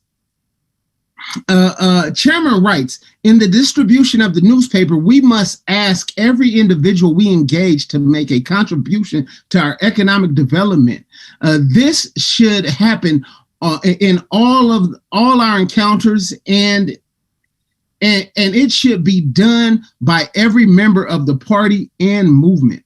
Upholding and distributing the spear is connected to the economic development of impediment and the economic self-determination of the African community. You will hear about this in subsequent reports. Next slide.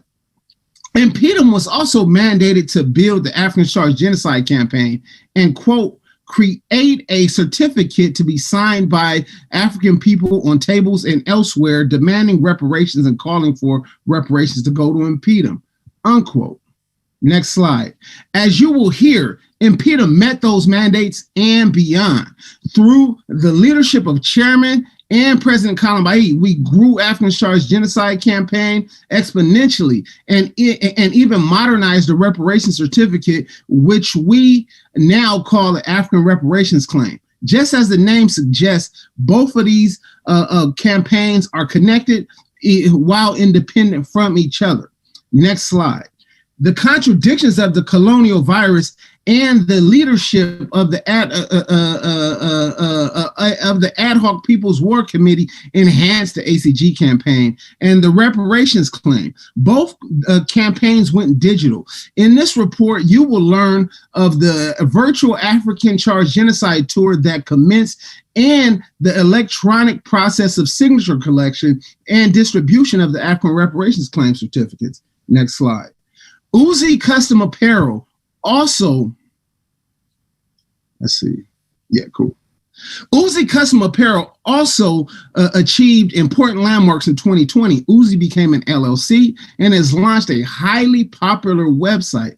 Uzi will play a key role in advancing the regional strategy, and the regional strategy will be crucial to the success of Uzi.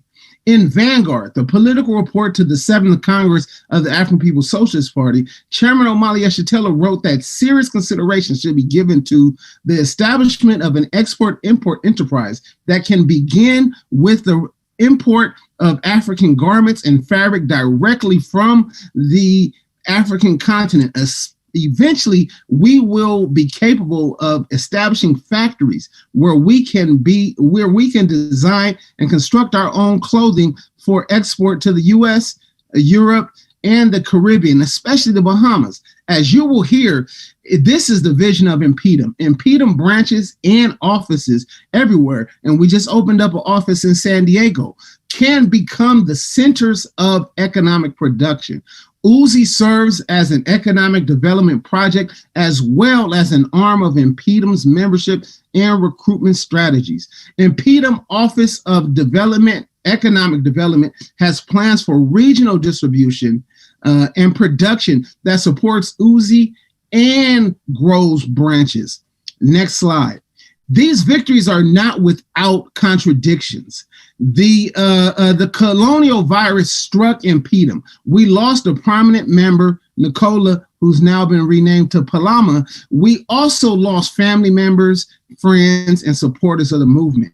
In the epicenter of the pandemic, our New York branch was not unfazed. Impedum had experienced a dip in membership in local activities. The dynamic cross-border outreach happening in San Diego, Tijuana had slowed, yet adherence to the regional strategy that Chairman Omali Yeshitela had mandated led to promising growth. Next slide. Impedum has reestablished its presence in New York City with a vengeance. Shout out to the regional leadership, Akimba. Impedum has redeveloped its branch in Philly. The strength of these branches allow for the development of Impedum activity in neighboring cities in Delaware and New Jersey, both places where Impedum has grown membership recently. As well, Chicago and Los Angeles are in stages of branch building. The 28th annual convention of the International People's Democratic Uhuru Movement was held September 11th through 13th in 2020. The 2020 Impedum convention was held virtually on Zoom and in Facebook in response to the global COVID-19 pandemic, or as Chairman called it, the colonial virus. The 3-day convention was dynamic and the historic. The 2020 convention, like I said, was dynamic and historic. At the annual Impedum convention, this annual Impedum convention allowed us to chart the political way forward. In 2020, in the convention, the Impedum instituted the party's regional strategy as Impedum regional strategy, mirroring the 7 regions of the party. Impedum regional coordinators will be the key toward growing Impedum and the party to its capacity. Next slide. Impedum is growing throughout Africa. Currently, Impedum members are present in occupied Tanzania, South Africa, Nigeria, Sierra Leone, Ghana, Tanzania, Kenya, Uganda, and other places. Members are organizing and branch building in Europe and in Canada. Next slide. The oldest mass organization of the Uhuru movement, Impedum is central to developing the party and the multiple organizations of the party. So many leaders throughout the party got their start in Impedum. The future leaders of the African Revolution will indeed come from Impedum. Impedum was formed in 1991 as a mass organization under the leadership of the African People's Socialist Party. Yet Impedum's history goes even back further. Impedum's roots are in the People's Democratic Uhuru movement, formed in Oakland in 1985. Impedum's history can also be traced to crucial organizations such as the African Community Defense Committee, and dare I say, the African National Prison Organization and the African National Reparations Organization. Change slide. In 2021, Impedum is recruiting for the African Revolution. We are recruiting everyone out there. We are recruiting you. So now let me pass it to Fofi Alkebalan, the Economic Development Coordinator. Uhuru, Comrade Masamela, thank you so much. My name is Fofi Alkebalan, and I am the Economic Development Coordinator for International People Democratic Uhuru Movement. Slide.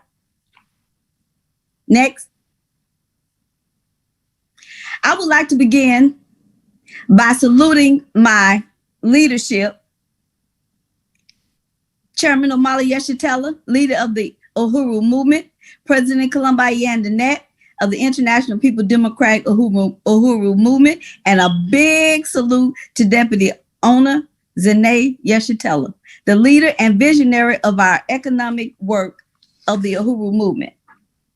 2020 was a year of growth and transformation.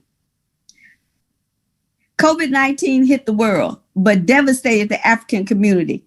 Named the colonial virus by Chairman, we know this is not a medical problem, but a colonial problem. In this time period, the brilliance of the party's leadership and the People's War campaign against colonialism, impeded membership and leadership, impeded membership and resources grew greatly due to practices and programs being put in place. Next. Starting in May of 2020, managers of Uzi, the Colonnades, and Uhuru Planet, two other economic institutions, began to meet with the Office of the Deputy Chair to work on a APSP 2020 mandate and beyond. The mandates became a practical training on how to create an international business with a focus of style, branding, Black power, and self-determination. Uzi Customer Apparel is a customizing revolutionary style clothing line that serves as the economic development institution for the International People Democratic Uhuru Movement and is a subsidiary of Black Star Industries. Our mission is to influence African people to be self-determining and revolutionary inspiration in the clothes and articles we sell and the lessons we teach with every Uzi product. Our vision is to make Uzi an international brand by putting revolution on the backs, minds, and in the closets of the nation until we are free. Now I want you to watch a quick video of Uzi.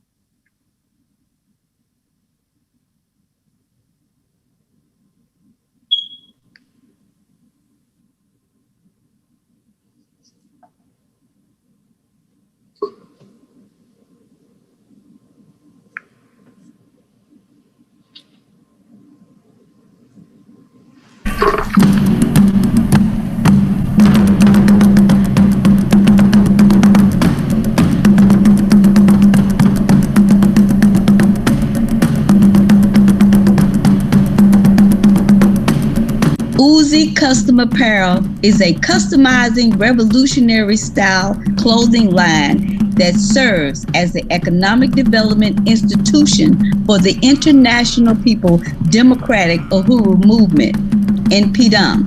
NPDUM is the mass organization of the Uhuru Movement created by the African People's Socialist Party to win Africans to self-determination.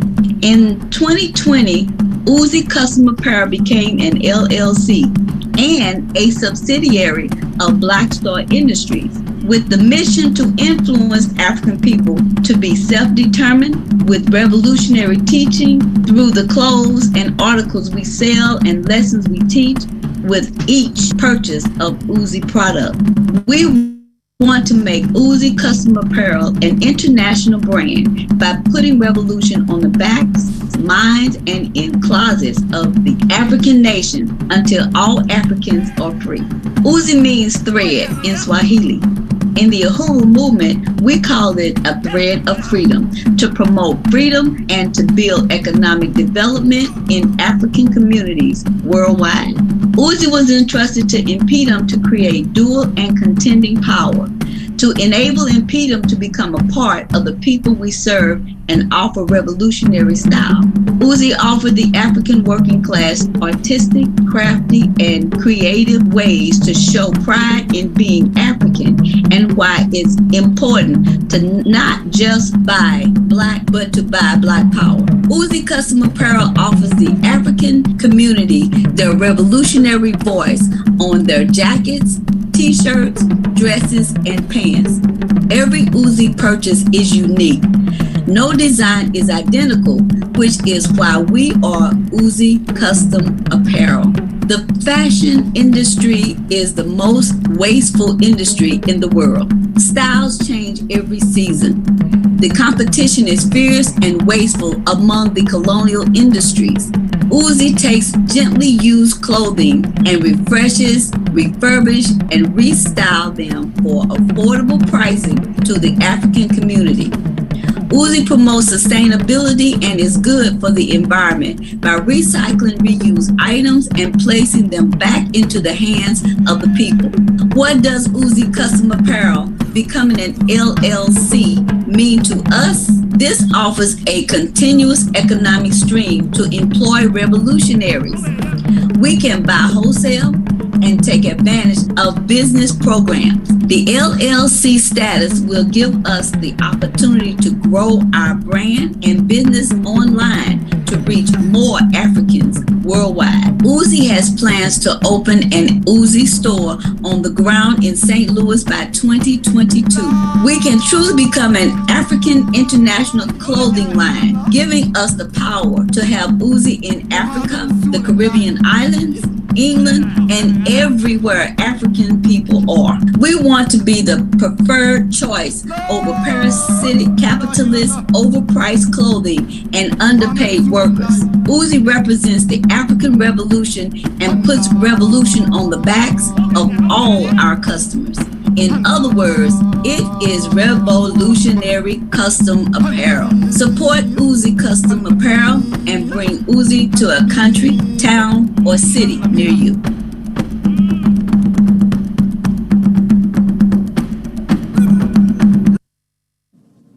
Next.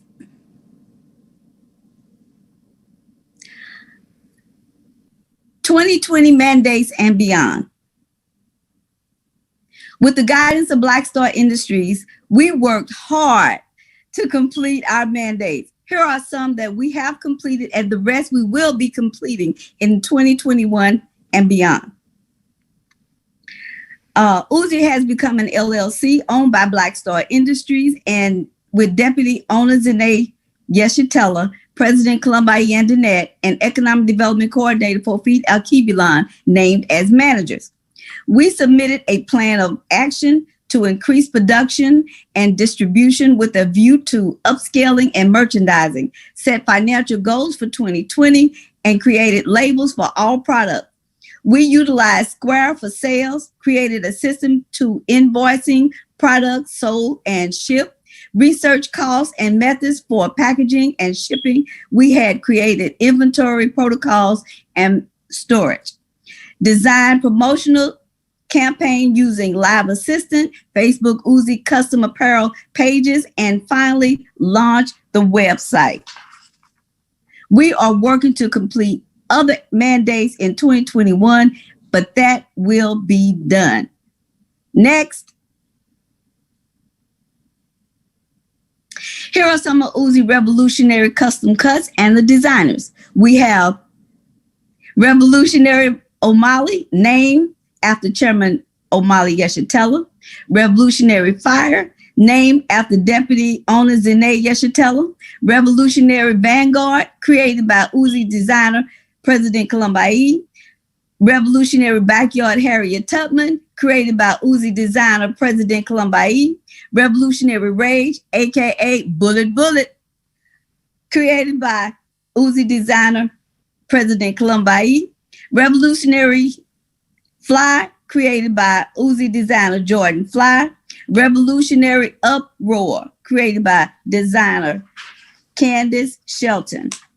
Uhuru Fofi, we switched them just so people can be clear. Revolutionary Fly is actually the one that say Revolutionary Harriet Tubman. Oh, okay. Yeah, I just wanted to put clarity. Uhuru. Thank you, comrade. You can order these revolutionary cuts at UziCustomApparel.com. Next. Here are the mandates we will complete in 2021 and beyond to build and expand Uzi. to complete the Uzi Into You Volunteer Brigade process. This will help Uzi build all of our committees to capacity and generate income to build Uzi stores and distribution center. Also to recruit for Impedum. We are working to revise and finish our pricing guidelines for all of our products. We're working on creating an overall electronic system for inventory through our Uzi Custom Apparel website. We are creating a schedule to submit monthly financial reports to the Office of Deputy Chair. We have nearly completed branding Uzi with business cards and letterheads and banners. We are planning to trademark Uzi products in the next year, which is 2021. Next, you can support Uzi and Impedum by going to UziCustomApparel.com and buy your revolutionary Uhuru swag. You can text Uzi, UZICUTZ at 95328 and get notified when Uzi goes live on our Uzi Custom Apparel Facebook page. And you can also be a part of this as we go live. Next. As we receive business training with the Office of Deputy Chair on Zine Yeshitela, the leader of our economic work in the Uhuru movement, the experience was transformative. 3 Uhuru movement economic institutions met monthly from May to December to report on the progress of the mandates and the completion of our action item. We became a business by doing the work and doing the mandates. We collectively learned how to legally start, grow, and maintain our mass organization economic institution. All the pieces came together from an African internationalist perspective. The mandates made us do the work, and it took the mystery out of becoming a business. We learned from each other and adapted best practices. We were inspired by our comrades and celebrated our collective achievement. We are laying down the foundation to develop Uzi in Africa. This process will lead to creating jobs for Africans in Africa and build an African independent economy all over the world. Next. Uzi and Impedum economic development goals. Our goals are to create jobs for African people worldwide, import goods from Africa and sell in the Uzi storefronts in the U.S. People can grow Uzi chapters wherever they are located. We're to build local means of production. Uzi plan to build as an economic incubator. To build Uzi and Impedum committees to capacity, Uzi will support Impedum projects and political campaigns. Next. For our regional distribution strategy, we want to build the committee using the Into You process to build Impedum and Uzi to capacity. St. Louis will be the Midwest region flagship, our basic store. San Diego, we'll have a store in San Diego for the Western region, New York and Philly for the Northern region, Huntsville and St. Pete for the Southern region. In Africa, we have Occupy Tanzania. Europe, we have London. Yeah. We will outsource when necessary and develop wholesale distribution. Next. Uzi is truly a thread of freedom, building dual and contending power through economic development. As VP Vice President Masamela noted in his introduction, in 2021, Uzi will find success through development in accordance with the regional strategy developed by the African People's Socialist Party and implemented by the International People Democratic Uhuru Movement at the 2020 convention. 100 years later, still red, black, and green. In the political report of the 7th Congress, Chairman noted, we shall be able to distribute our imported African garments, supplemented with accessories and other cultural and health-related products like shea butter, etc. Oil and incense soaps, and related products are inexpensive and should not take too much overhead. This enterprise would offer resources to support our local work and evoke the spirit of self-reliance within our resource-starved colonial communities, right at the doorstep of the people. I want to say Uzi will play a critical role in the building of dual and contending power for African people wherever we are located. Uzi and Impedum, we're doing the damn thing. Join us. I would like to now introduce my comrade, Mwami Tangu, International Impedum Outreach Coordinator. Uhuru.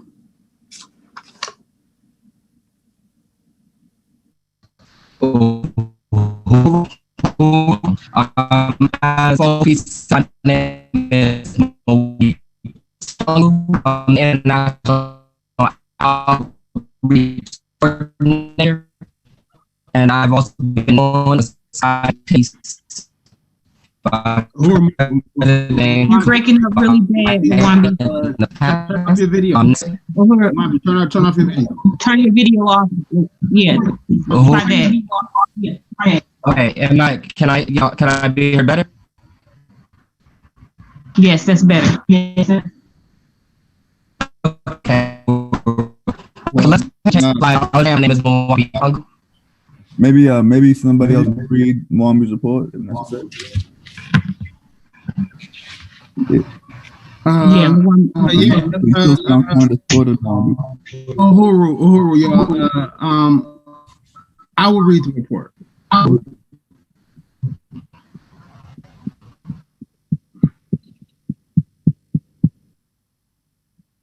Uhuru. So,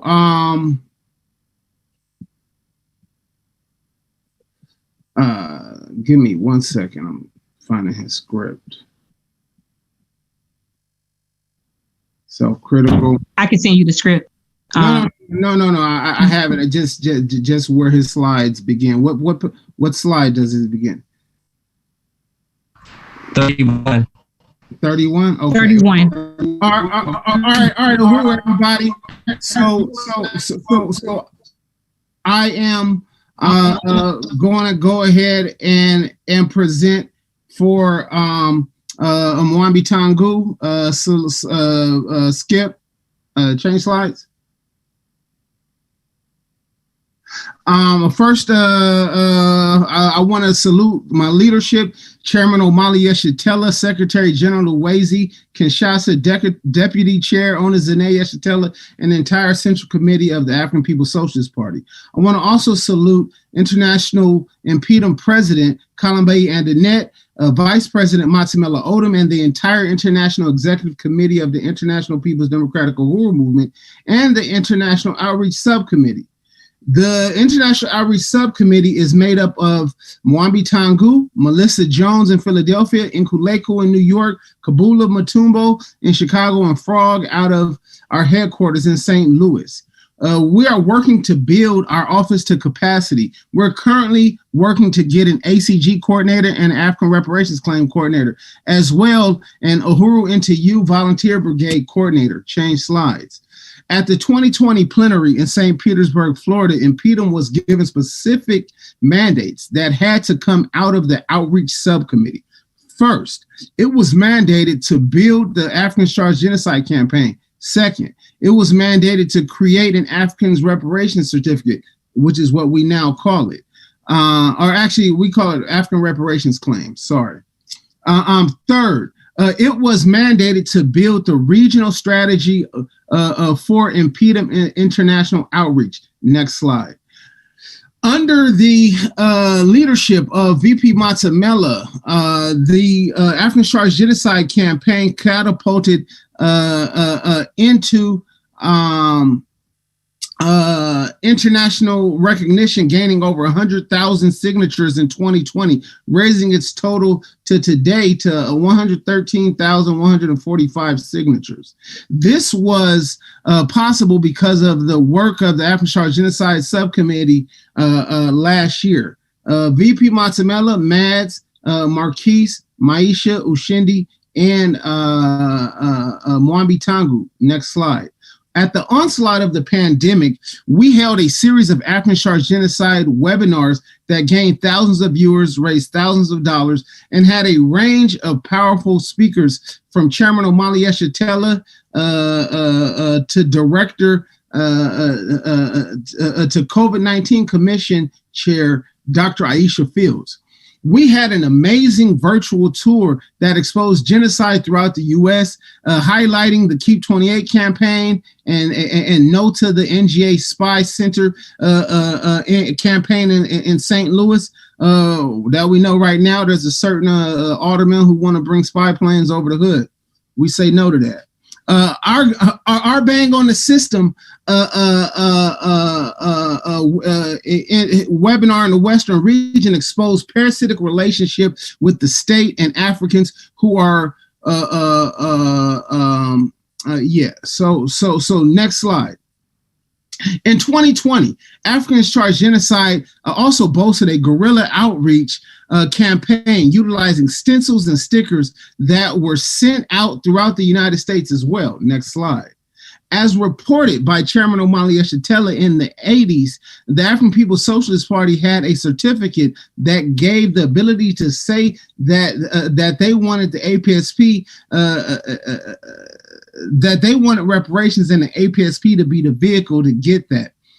In 2020, the International People's Democratic Uhuru Movement produced the African Reparations Claim as a physical certificate and digital certificate. You can go to impedum.org right now and claim your reparations. We were able to have powerful webinars and print propaganda that was spread to several cities as well. Next slide. The last mandate was to build the regional strategy. We were able to establish a process to have regional reps throughout all the regions laid out by the African Socialist International, giving us the ability to expand the leadership and really maximize our capacity to recruit. We have been able to establish strong regional leadership in the Northeast, New York, Philadelphia, along with strong regional presence in the Midwest, St. Louis, Chicago, and Western region in San Diego, and we're building in Los Angeles. So we're still working to bring the regional strategy to the Southern region. Next slide. Beyond the mandates given by the African People's Socialist Party, Impedum has had many other achievements. Impedum has been fighting fiercely in St. Louis. The Keep 28 campaign has exposed the ruling class and neo-colonial force plans to cut the 28 wards to 14. The Keep 28 campaign boldly shut down alderperson meetings and also built weekly Sunday rallies at Aquaba Hall in the Uhuru House, published articles in the Burning Spear, and created a huge propaganda campaign, which includes the broadsheet that was created. Impedum also worked to build the No to the NGA Spy Center, advocating for families pushed out of North St. Louis for the federal government to build a national geospatial spy center. We built the Power to the People Committee and held several mobilizations, even disrupting the opening of the Spy Center. Next slide. Impedum answered the call of the People's War Campaign and worked hard postering and doing drops in Black communities throughout the U.S. and Mexico and North America and Canada, actually, impacting the way mutual aid groups and Africa and Europe. So we need to put all that stuff in there. It's not just about the U.S. African members of Impedum, wherever they were fighting as a part of the People's War Campaign. We also must mention the People's War Radio Show, a project of the African People's Education and Defense Fund, hosted by VP Matamela and Mwambi Tangu. The People's War Radio Show has gotten us a platform to speak out about a wide range of issues impacting African people. We have almost 60 episodes and have been going strong since June. Shout out to Comrade Sandy, in APSC and the leadership of Director Kile Anai. Also, what started out as a local Burning Spear study group in one of our in San Diego turned into an international Burning Spear study group webinar series. We were able to really dig deep into the Burning Spear with comrades and supporters all over the world and build our political education and camaraderie. Next slide. Other achievements included the other achievements included the launching of the Quarantine and Chill, Quarantine Poetry Talk Black to Me. These events provided our members and supporters real Black and revolutionary culture and reports while we all kept safe during shelter orders. In the midst of this global pandemic, Impedum was able to build support for the Black community, control of police and Black Power Matters by attending and taking over several protests that erupted after George Floyd was murdered in Minneapolis, Minnesota. As chairman noted in the 2020 wrap-up, our campaign was even mentioned in the presidential debate in October. Impedum was also able to have a powerful presence in DC at the Black is Back Coalition March on the White House, spreading word about President Kalambai's bid for alderperson of Ward 3 and advancing Black Power Matters campaign. Next slide. Uhuru, 4 minutes. Uhuru, thank you.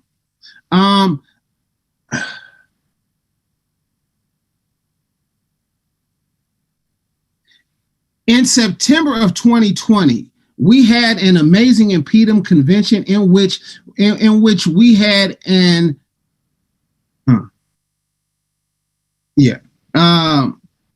next slide.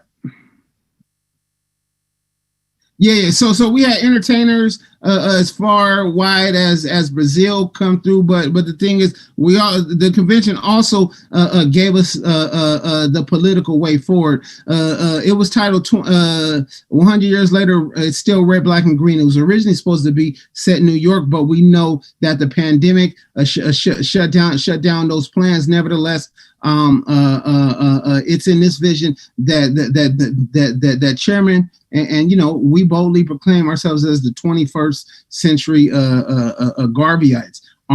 Garvey was armed with African fundamentalism. We armed with African internationalists, the revolutionary theory of the African working class, and that really set our way forward, especially with our international growth. So we could talk about international growth right now. Our international growth was not slowed down as we have continued to grow in South Africa and Ghana, Nigeria, and everywhere else. You heard about that amazing work earlier this morning. We are bringing members in. And bringing in members in Europe, Canada, Mexico, the Caribbean, and to be honest, people are actually even interested in the African and Black communities of the Pacific to expand there as well. So we really have that opportunity. Next slide. This year, we have organized our campaigns under outreach, providing a level of consistency and uniform strategy to make Impedum visible to the masses on multiple fronts and really build the mass movement that the African nation needs. Our current campaigns are Africans Charge Genocide, Black Power Matters, Black Community Control of Police, Africans Reparations Claim. Each campaign addresses a different aspect of our work to build Black power and self-determination and put an end to white colonial domination of African people. The Africans Charge Genocide indicts the state on genocide. Black Power Matters is our Scorched Earth campaign to ingrain Black power in the minds of society in general. Our African reparations claim provides a platform to put the reparations struggle in the hands of the African working class. Black Community Control of Police campaign is a continuation of this long call since the 1960s. Next slide. Uhuru, 1 minute. Uhuru. In our headquarters, St. Louis, we know that President Kalama'i and T'Challa Masimba are running for alderpersons in their respective districts of Ward 3 and Ward 21. This campaign to elect them is challenging us to operate 24 hours a day on the ground in St. Louis and throughout the world where we have membership. Change slides. Change slide. All right, so let's see. Impedum Outreach is committed to the regional strategy. We have branches in the Midwest, everywhere else. So we laying out the regional strategy. To do so, we're doing postering, drops, door-to-door, guerrilla theater, tabling. Next slide. Next slide. All right, so we're also holding a series of Sunday rallies and which have to do with and webinar series: After Genocide, African Reparations Claim, Black Power Matters, Quarantine and Chill, Quarantine and Poetry. Next slide.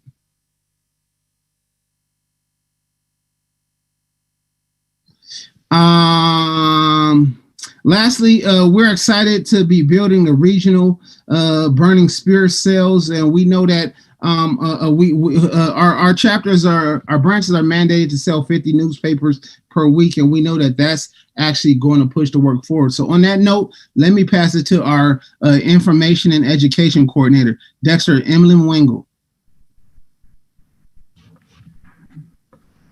Uhuru comrades, everybody.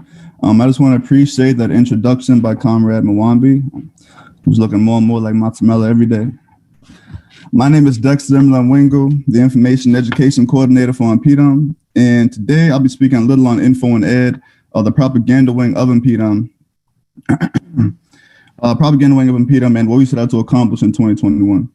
So first off, I just want to appreciate Chairman Amali Chatella, who was the founder of Impedum and who saw the significance of creating an organization to bring the masses of our people back into political life.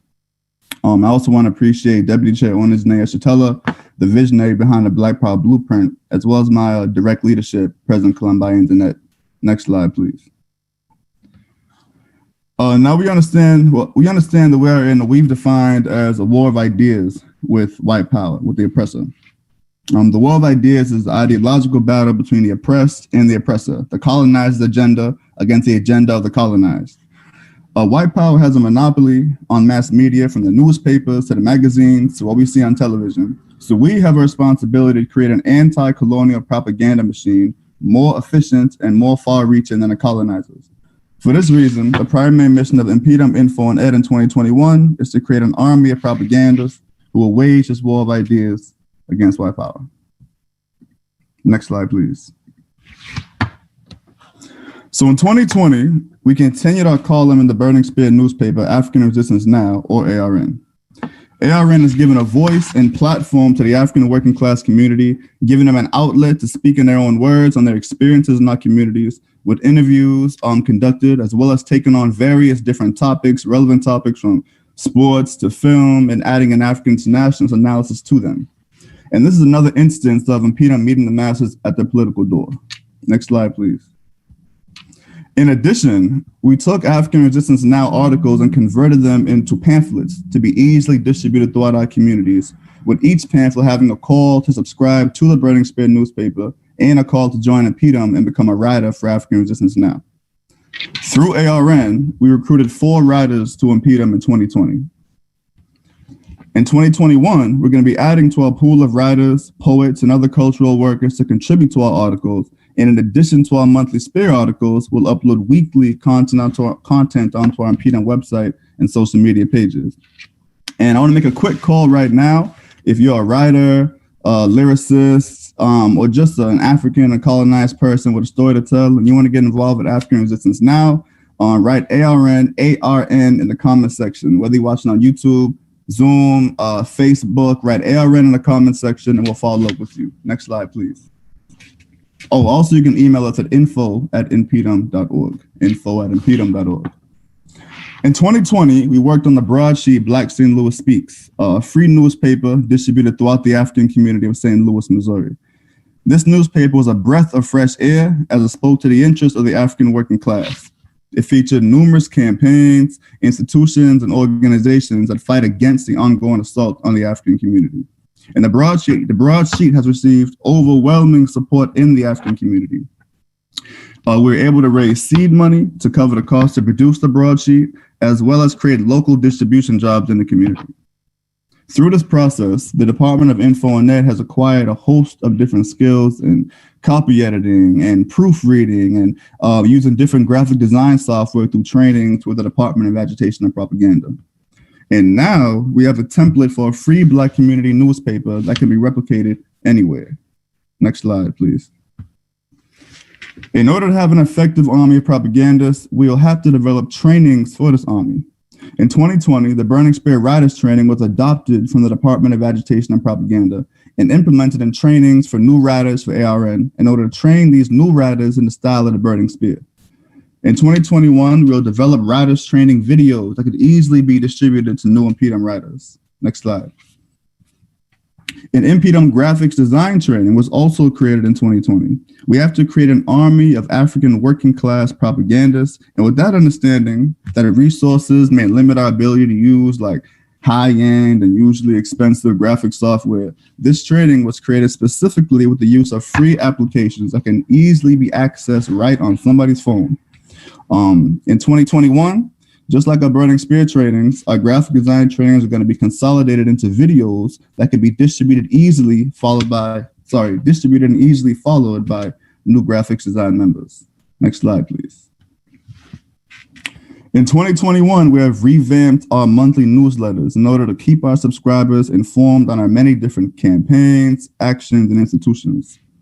In addition to that, our newsletters are going to be having postings that need to be filled in our organization. Do you have graphic design skills? Are you a writer? You need to get down with Info and Ed. Are you into fashion? Then you want you for Uzi. We're recruiting right now for our economic development department. We're recruiting right now for outreach and membership. Our newsletter is going to be used to showcase all the different ways the masses can get involved in this work. Next slide, please. In the face of the COVID-19 pandemic, we geared much of our propaganda towards social media. We created a number of recurrent live stream programs which are broadcast directly from our NPDM Facebook page. Quarantine Poetry, conducted bi-weekly by Comrade Fofi Al-Kabilon, hosted dozens of poets, lyricists, and other writers who would share their poetry with each other, engage in discussion about their poetry, and relate them to the current conditions of the world.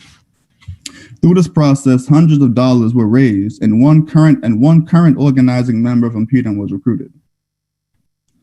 Our most successful program was Talk Black to Me, a program which featured our international president, Columbi Internet, and Comrade Tiana Africa, covering various topics from international news to pop culture from the perspective of the African working class armed with an African internationalist analysis. The engaging programs would yield hundreds of dollars in resources raised. Our weekly Saturday night Quarantine and Chill live stream featuring Comrade and DJ Mwambi Tangu spinning the latest as well as classic records and giving an African internationalist a breakdown of each record and highlighting commonalities between different African styles of music from different areas of the world. The Occupy Tanzania NPDM president Zakele Mkonda would also conduct a Quarantine and Chill DJ session, highlighting popular artists from throughout the continent of Africa and the Caribbean, as well as local talent from Occupy Tanzania specifically. Though a popular program, Facebook's frequent muting or outright deletion of Quarantine and Chill live streams prevented the program from effectively bringing in resources or new membership. Due to a lack of organization and staff, these programs weren't continued after the summer of 2020, and this is no good. This is a contradiction because these programs were dynamic, fun, and engaging political education, as well as a way to build our membership and gain resources to sustain NPDM, and they need to be brought back. So I want to make a second call. These programs will be built and given the staffing and organization necessary to be even greater successes in 2021, but it won't happen without the participation of the masses. So if you're interested in getting involved in the production of these programs, Quarantine and Chill, Talk Black to Me, Quarantine Poetry, just comment TV in the comment section. Again, whether it's on Zoom or YouTube or Facebook, type in TV, T and V, and you'll be followed up with and brought into this work. Next slide. So the primary role of Info and Ed is to further expose and master the people to the Burning Spear newspaper. In 2020, the Burning Spear virtual study groups were launched, led by VP Masamela Odom. During these engaging studies, the history, present, and future of the Burning Spear, our movement, and the theory of African internationalism were explored. This served to deepen the grasp of the theory by all viewers and participants of the study. In 2021, Info and Ed will work alongside the Office of Membership to further build a study group and ultimately bring the studies under Info and Ed. And at this point, I want to pass it on to VP Matsamela, who will be giving the membership report. Uhuru. All right, Uhuru. Real quick, I'd like to see a time check. What's the time check looking like? We have till a quarter till. We have 20 minutes left. All right, Uhuru. So I'll try to expedite this report because I know we got some excellent stuff coming up. And I want to salute Dexter. I also want to really, like I said, make this overall point that Dexter was making of the connection, the interconnectedness between all of our different programs and how they all link with each other. So I'm Matsamela Odom.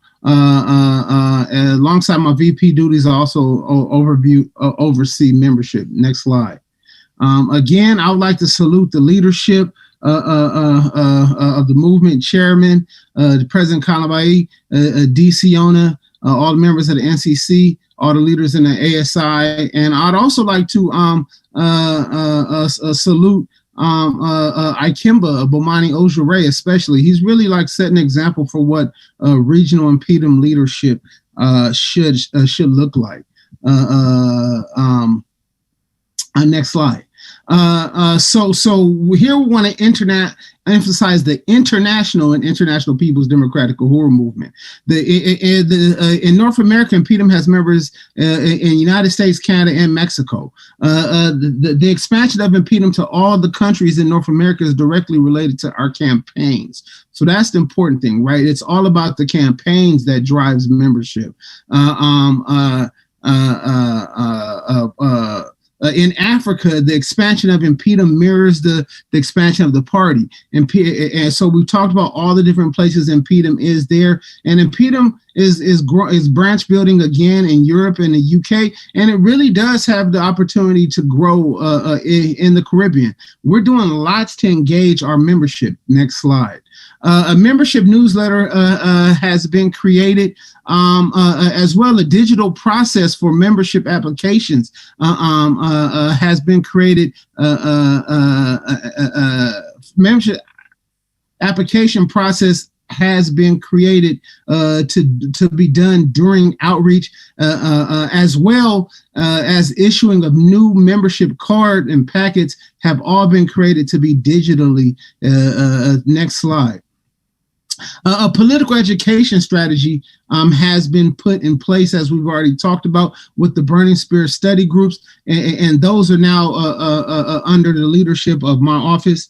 We have branches, as we talked about, in San Diego, St. Louis, New York, Philadelphia, and we really do think that Chicago,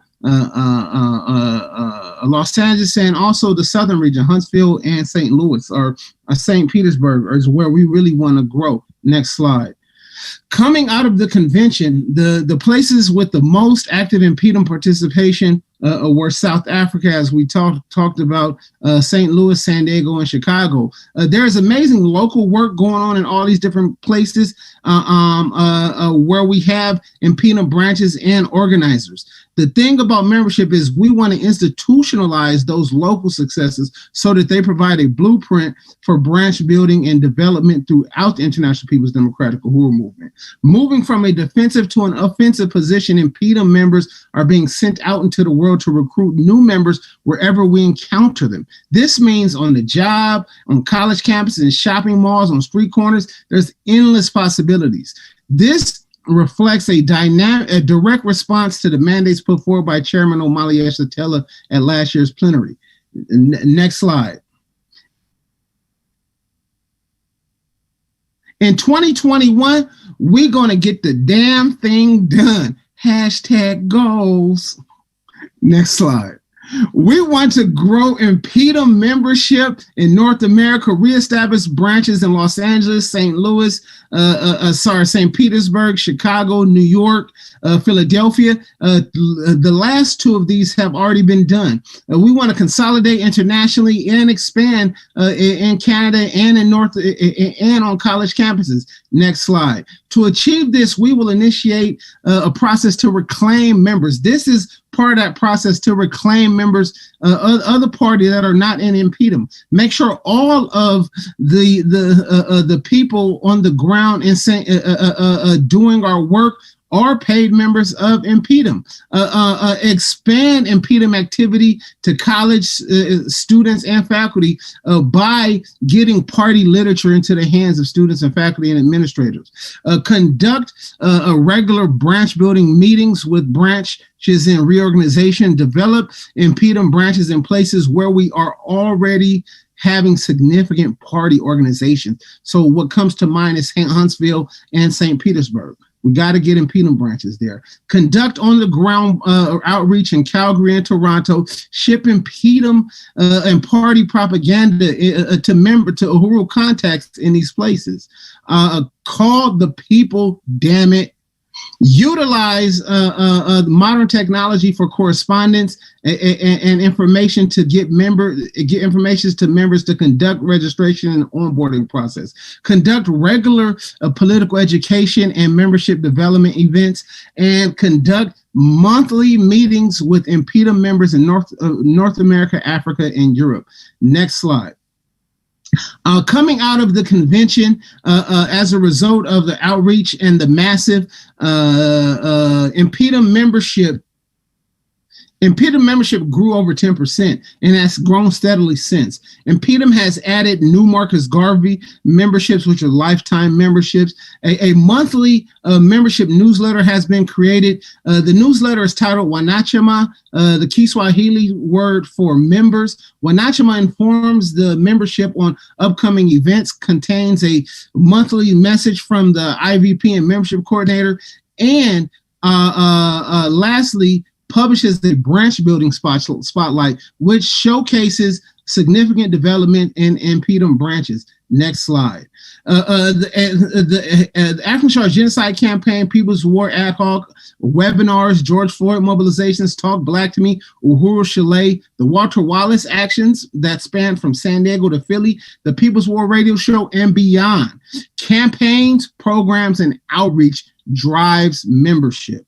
In the convention, Impedum mandated the regional strategy, as we talked about, and Impedum and APSP members were mandated to make financial contributions to the party, build party institutions involving the masses of the African working class to get this done.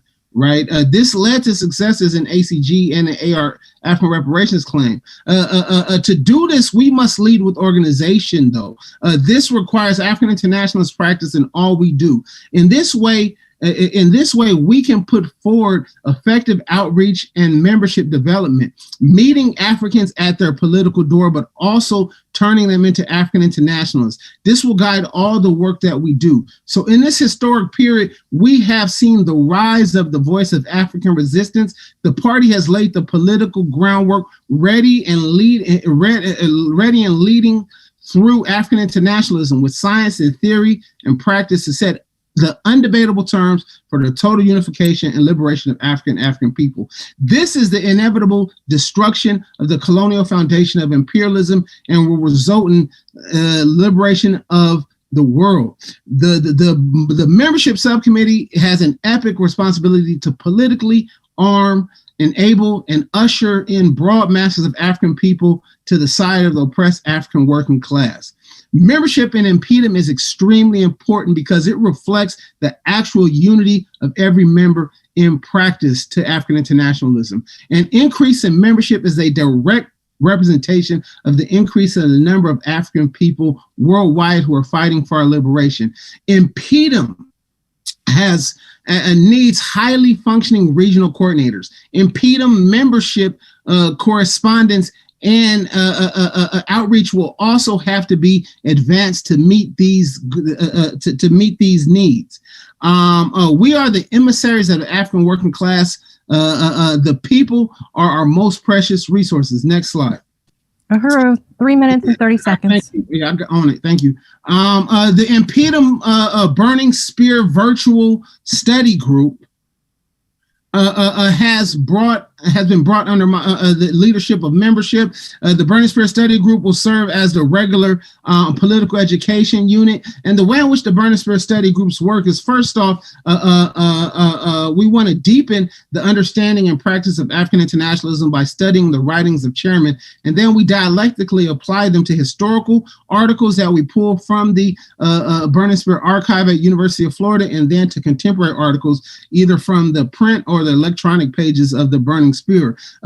Engagement in the digital collections also deepens the membership and public appreciation for the leadership of the party in the African liberation movement. Regular membership and volunteer orientations will also be conducted, always on Zoom, always within an hour. Previous membership orientations were conducted over voice calls, and members were expected to watch the videos on their own. This really was led to disorganization and very extended meetings and stuff like that. Membership orientations will no longer be more than an hour. Next slide. The membership subcommittee is responding to so basically in response to the pandemic, we actually created new ways of getting membership applications digitized, as we said. Also, there are on the ground outreach. People can actually go and sign people up by using the Google Forms. You collect the money, but we're putting together a process through which, with outreach and economic development, to where only authorized people can do these on the ground application processes. Lastly, the NTU Brigade process is important. Next slide.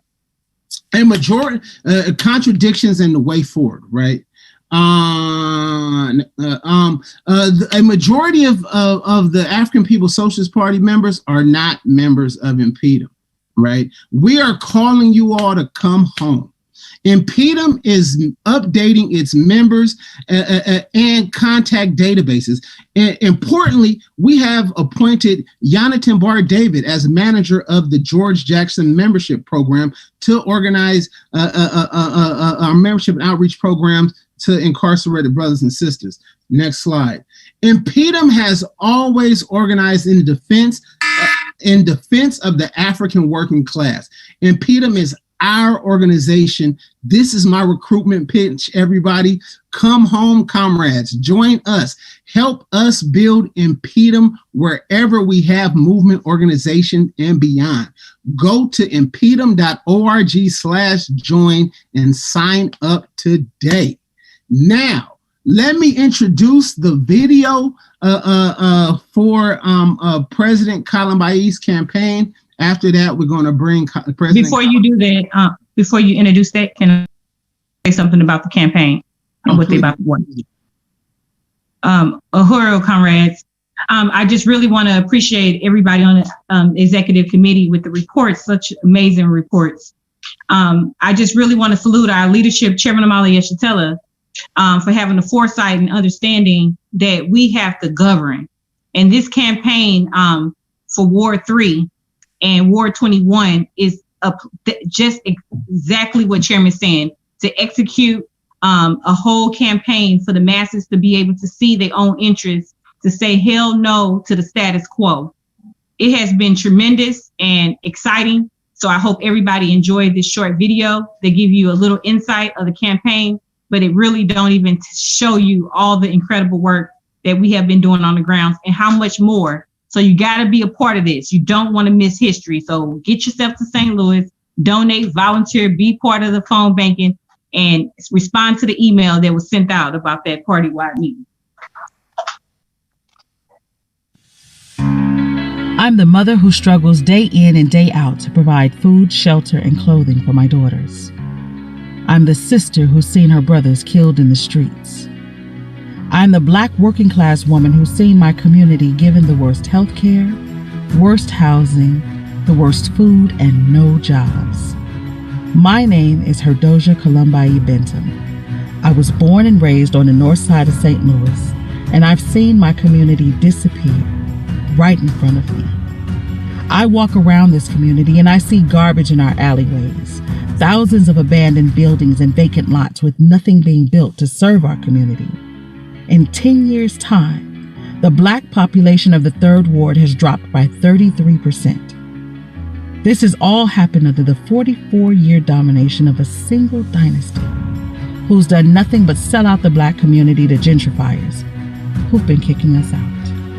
And we're sick and tired of greedy land developers and the crooked politicians in their pockets getting fat while our people starve. I don't want to eat if my entire community isn't eating. And the time is now for the people to eat. It's time for the people to have power.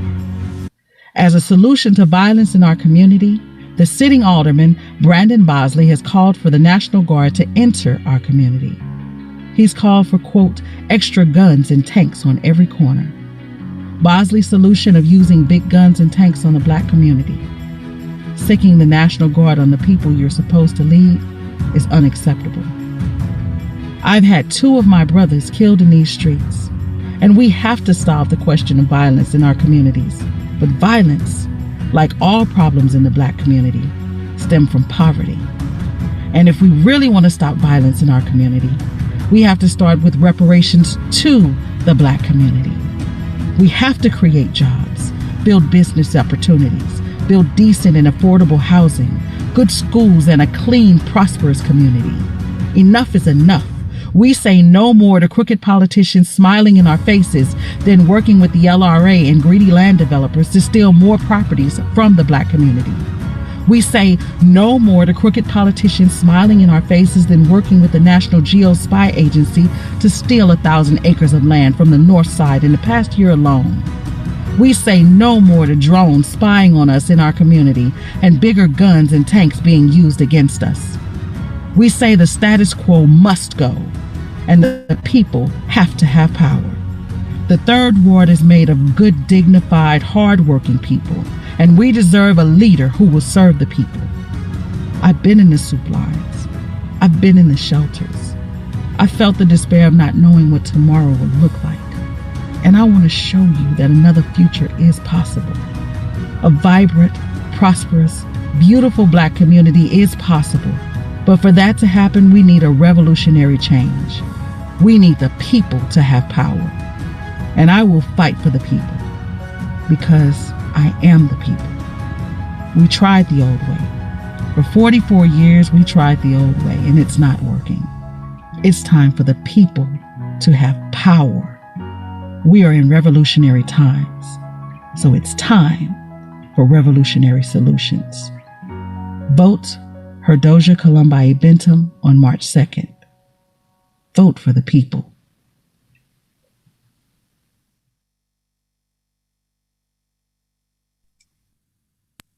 Uhuru. How much time we have? 3 minutes. We have 3 minutes left.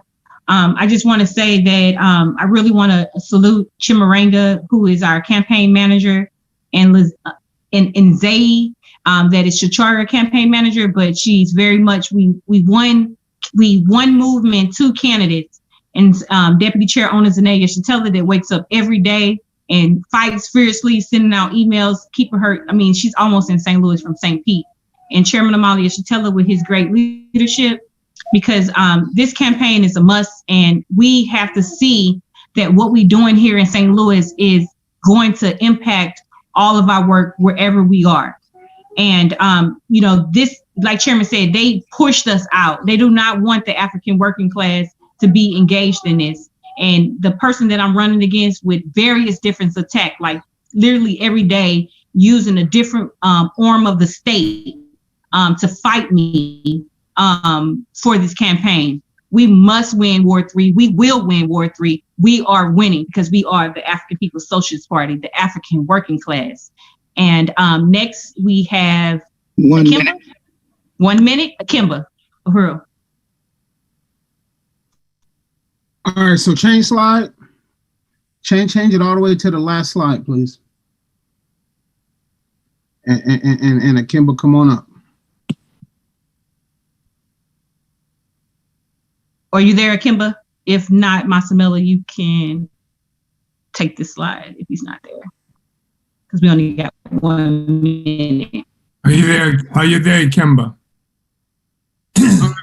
Well, Uhuru, everybody. Oh, go for it. I think he's here now. Go on, Akimba. Give him what he needs. Go ahead. Okay, you go, Akimba. Okay. All right, Uhuru, everyone. I want to first appreciate my leadership.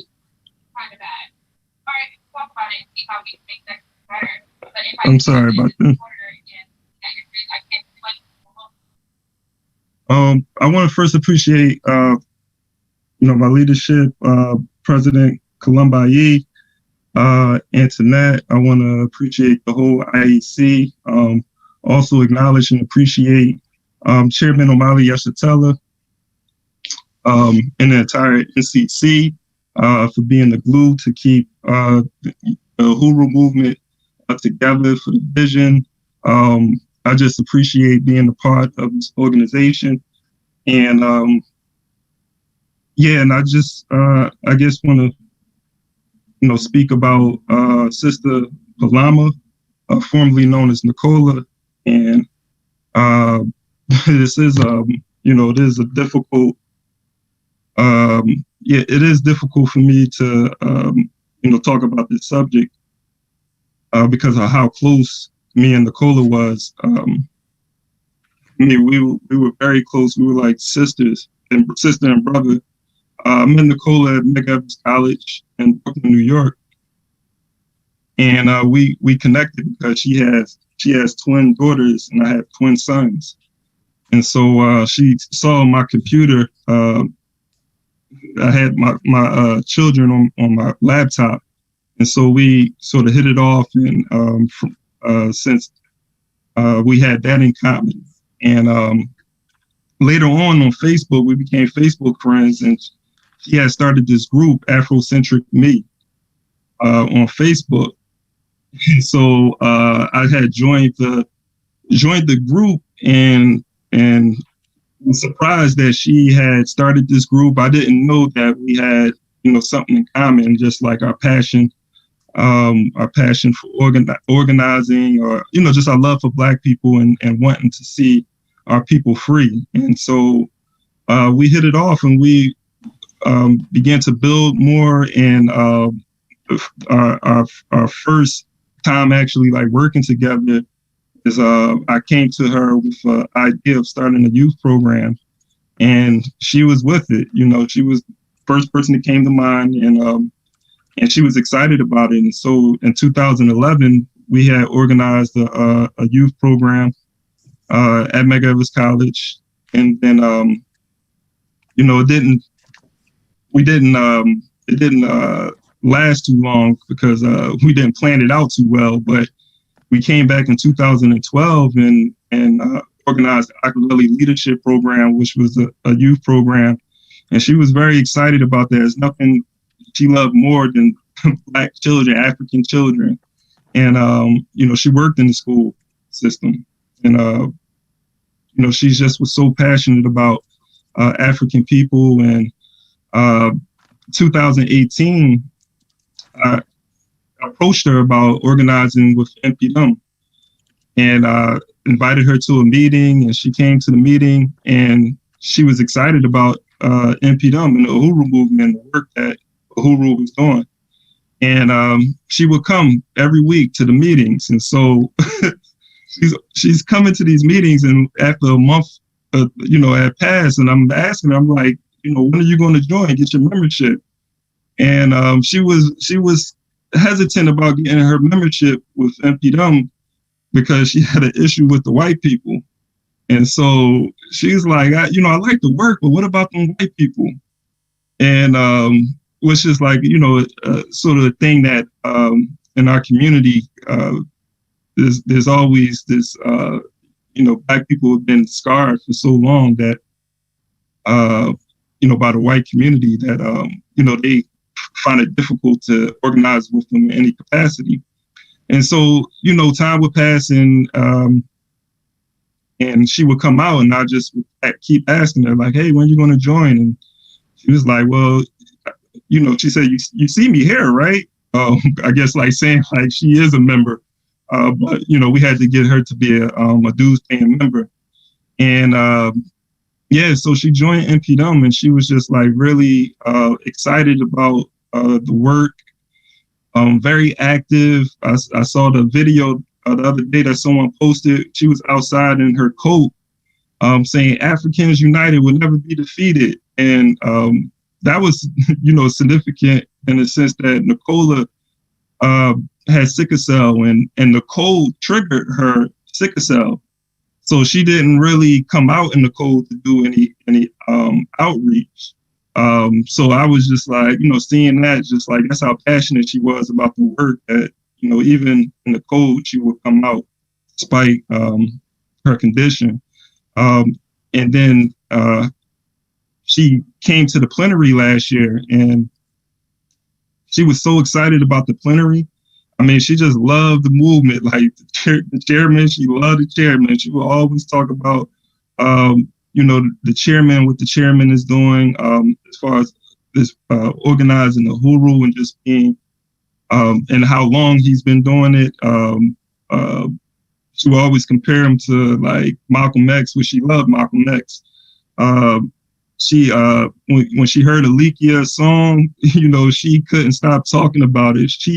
It was like she was in African revolutionary paradise when she was in the plenary last year. I swear she was like, I've never seen her that excited before. But that's how much she loved Black people. And just like, and when she joined the party, I was just so surprised, not because of, I just knew her like her work schedule and her children, how dedicated she was to her children. And, I didn't know she was ready to take that step, but she showed how dedicated she was, despite everything that was going on in her life. And she joined the party. And she will always talk about Fofi and Columbayi, President Columbayi. I don't know what kind of conversations y'all was having, but she was very excited about the IEC leadership. And so, she will just want y'all to know that as well. The conversation she had with Ejide, she talked about that and was excited about the plans that y'all had, that y'all talked about. Sort of African women plans that didn't involve the men. So, it was just like everything about the party and the movement she loved.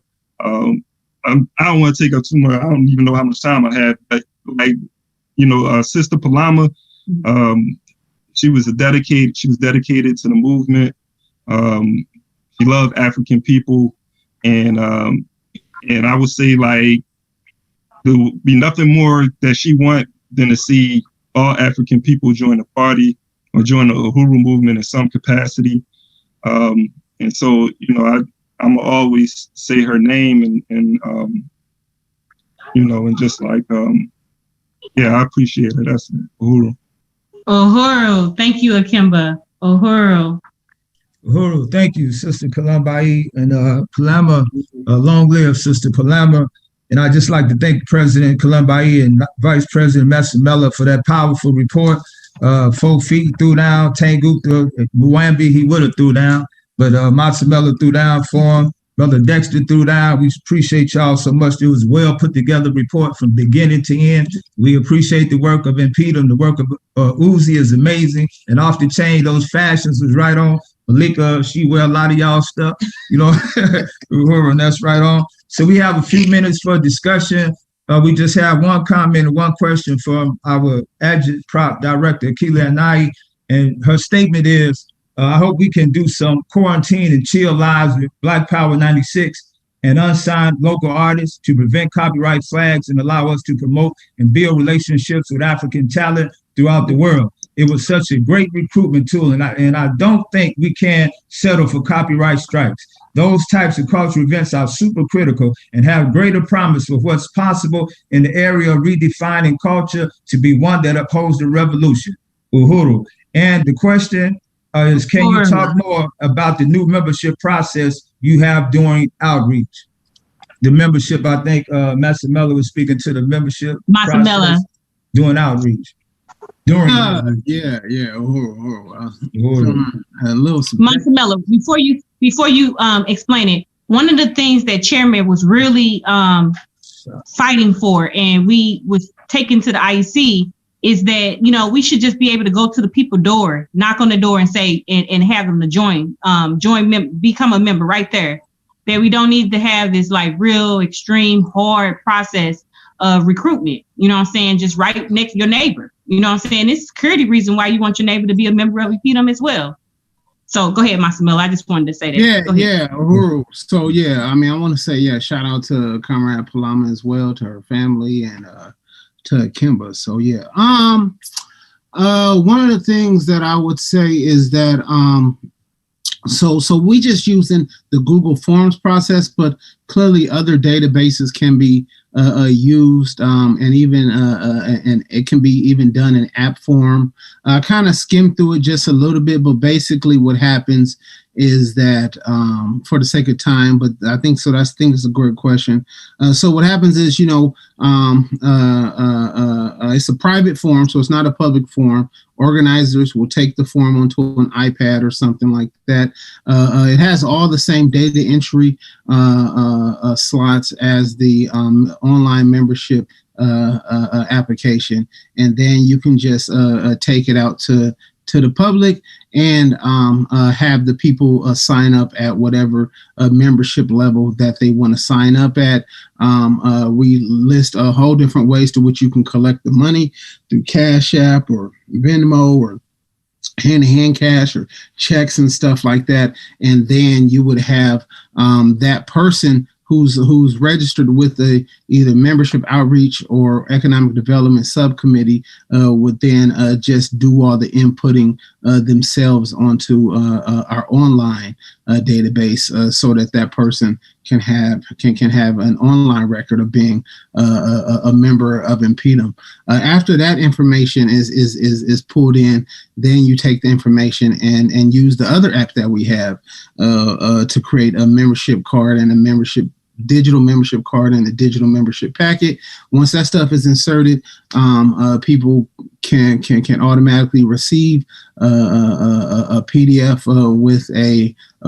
with their membership card on it, as well as an email with the welcome message and a link to other membership documents and stuff like that they can have. So that's basically how that process goes. Like I said, it really is about taking it to the masses, because I know so many times people say they might want to join and then they go on and they join or something like that, or they don't know how to work the website, or you know they funny about putting a card on the internet or something like that. You know, the class still like that. You know what I mean? Every time my daddy get an envelope in the mail, he make me cut it all up and throw markers over all the barcodes and stuff like that. And we be sitting there, and shout out to Comrade Michelle, because Michelle be the same way. I be like, come on, like we got a big pile of stuff, then we take it to the shredding facility. That's that Caribbean, but yeah, they be like that. So this allows for us to meet the class where they at. You know, Africans want to give you some cash to join Impedum, let them give you some cash to join Impedum, and your membership committee go and put them in online, cause yeah. Right on. 1 minute, brother. Appreciate that. I was remiss. Brother Diop did have a question, and it's real quick. The question that he asked, Uzi is a great way to get the politics out. Are you being sold by stores? Is this part of the strategy? So is Uzi being sold in stores outside of the Uzi stores, their storefronts? So right now, Uzi is being, Sophie, you want to answer? But I'll just be real quick, so we only got 1 minute. We are in Huntsville at Zanzile consignment shop right now. We want our own storefront, so we have a Uzi online store as well. But if it's any stores that want to sell Uzi, we are definitely open for that as well. So I hope that answers your question. So right now, like the goal is to open up a store. We want Uzi to be used as an economic institution for the masses wherever we are, because it is a great way to recruit from models to all kind of people that will be attracted to Uzi into the stuff that we have printed on our shirts. So we use this as another form to go into the African working class and declare that we self-govern. I would like to say that everybody that made their sale, that ordered on Sunday, first of all, thank you, and you will be getting your invoice within the next 24 hours. Uhuru. Thank you, sis. And also, Dexter produced the video. I saw a question that said, Dexter produced the video, and the audio is done by Makeda. Uhuru, thank you, brother. Thank you, brother Dexter. But now we come to the best part of this program. It's the summation by our chairman, who always have an astute critical analysis of what went forth in just 1 minute. Now I just like to, this was a powerful fourth day, our second plenary of the African People's Socialist Party 7th Congress. Salute our party comrades in Africa, Europe, and the Caribbean. In some places very late, but we are the vanguard. It is my honor to bring our chairman for the summation of the party plenary. Uhuru, Chairman. Uhuru, Africa. I want to really express appreciation to comrades Abdullah and Malika, and thank you. And for everybody who's played such a critical role in making this plenary happen. I have to express my most profound appreciation to the party's Central Committee, including that component of it that is in England and in Africa. One of the things that made this such a successful plenary was the fact that it had the participation from all of the party leadership.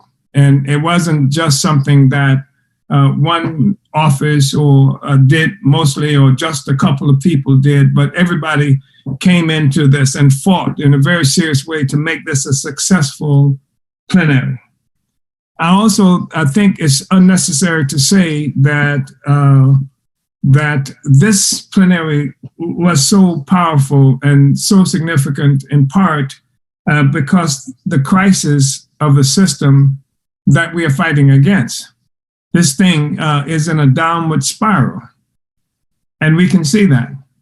And the fact that everybody in the world, including our own membership, perhaps who may have perceived it somewhat, but didn't quite understand how history was being compressed, and stuff that used to take 5-10 years to develop, and consciousness to really sharpen, it's happening now in like weeks. We see this in compression of history and this deep and profound crisis.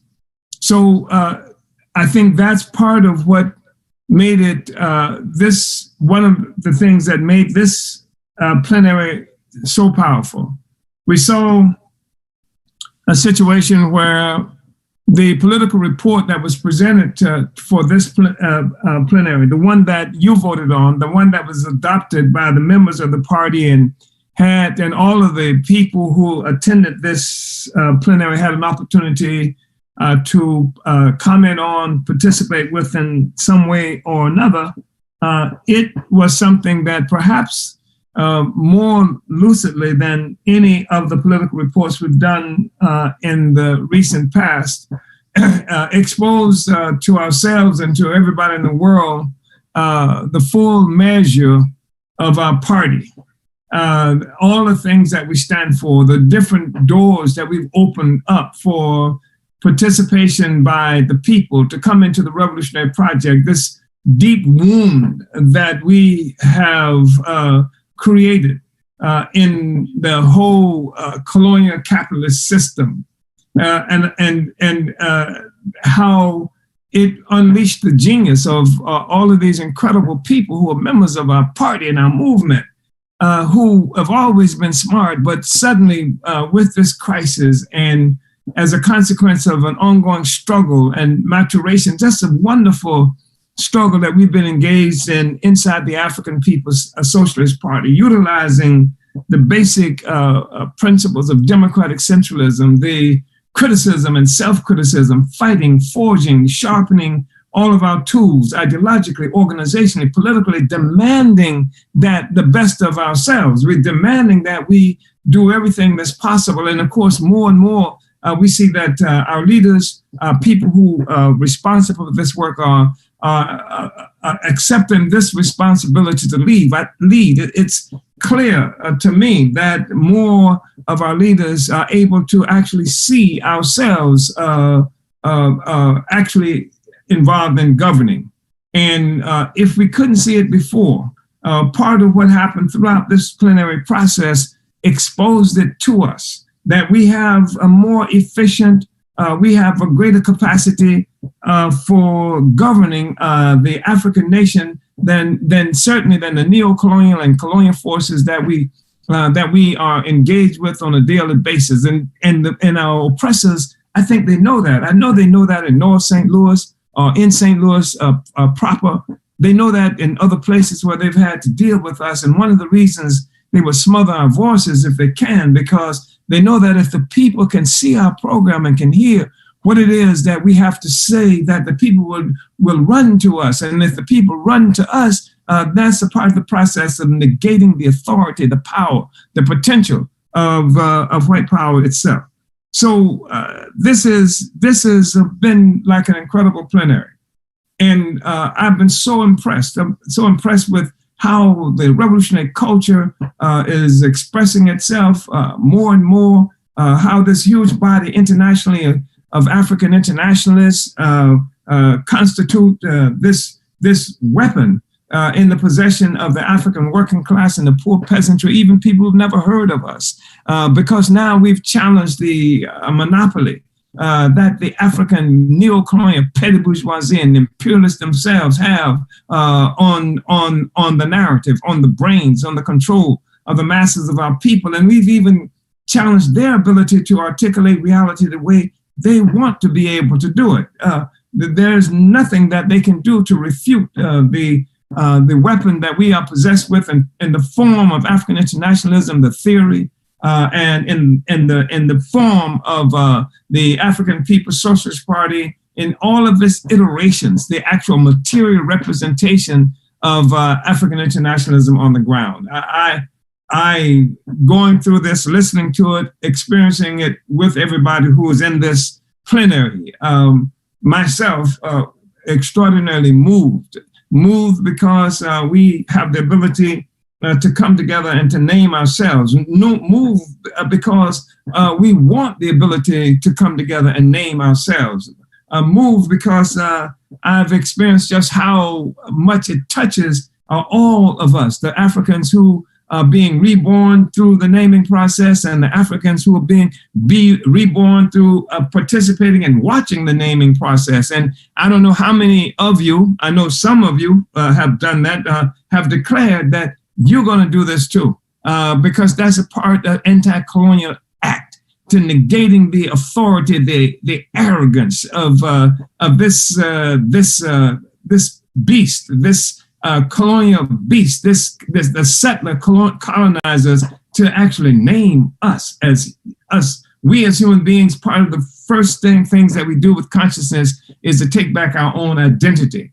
That's why we say we're Africans too. We're Africans, you know, and I don't care what professors you drag out, anybody you want to have a debate with. And I think that that's something that increasingly all around the world, African people are seeing that in the process we're involved in. The process that includes this plenary contributes to the ability of the people to be able to say that. And the fact is that with the crisis that the system is going through, and it's much more profound that I feel I've been able to accurately define and describe, but it's a deep and profound crisis. I've seen something recently coming from thinking representatives of the ruling class that predicts it's going to take them 20 or 30 years just to get this thing behind them that they're experiencing right now around this election, around this that's expressed in part by the trial that Donald Trump is supposed to be going through right now as a consequence of the impeachment. It's a deep and profound crisis, and it's not just economic, although it is that. Believe me, it's a deep and profound economic crisis. It's not, and it's not just COVID-19. It's a combination of all kinds of things in the world that's dethroning U.S. and Western imperialism, that's dethroning white power. And this crisis is something that's experienced. It will be experienced in their pocketbooks, and it will be experienced in their ability to pay bills and retire like they used to retire off of our resources. That will happen too. But the thing is that even the psyche, because the whole identity of white people is now something that's up for grabs. It is something that's a state of crisis. I mean, I can imagine what they're going through. You saw aspects of what they were going through when they attacked the Capitol. The whole identity, who the hell are we? Who are these people whose entire identity is something that is organized, revolves around their domination of African Black people and oppressed peoples around the world? Who they are has been defined by that. And what's happening in the world is clearly something that challenges their ability to see themselves in a certain way. This is something that many of the people who call themselves militants and scientific socialists, et cetera, don't get. That you're talking about a social system.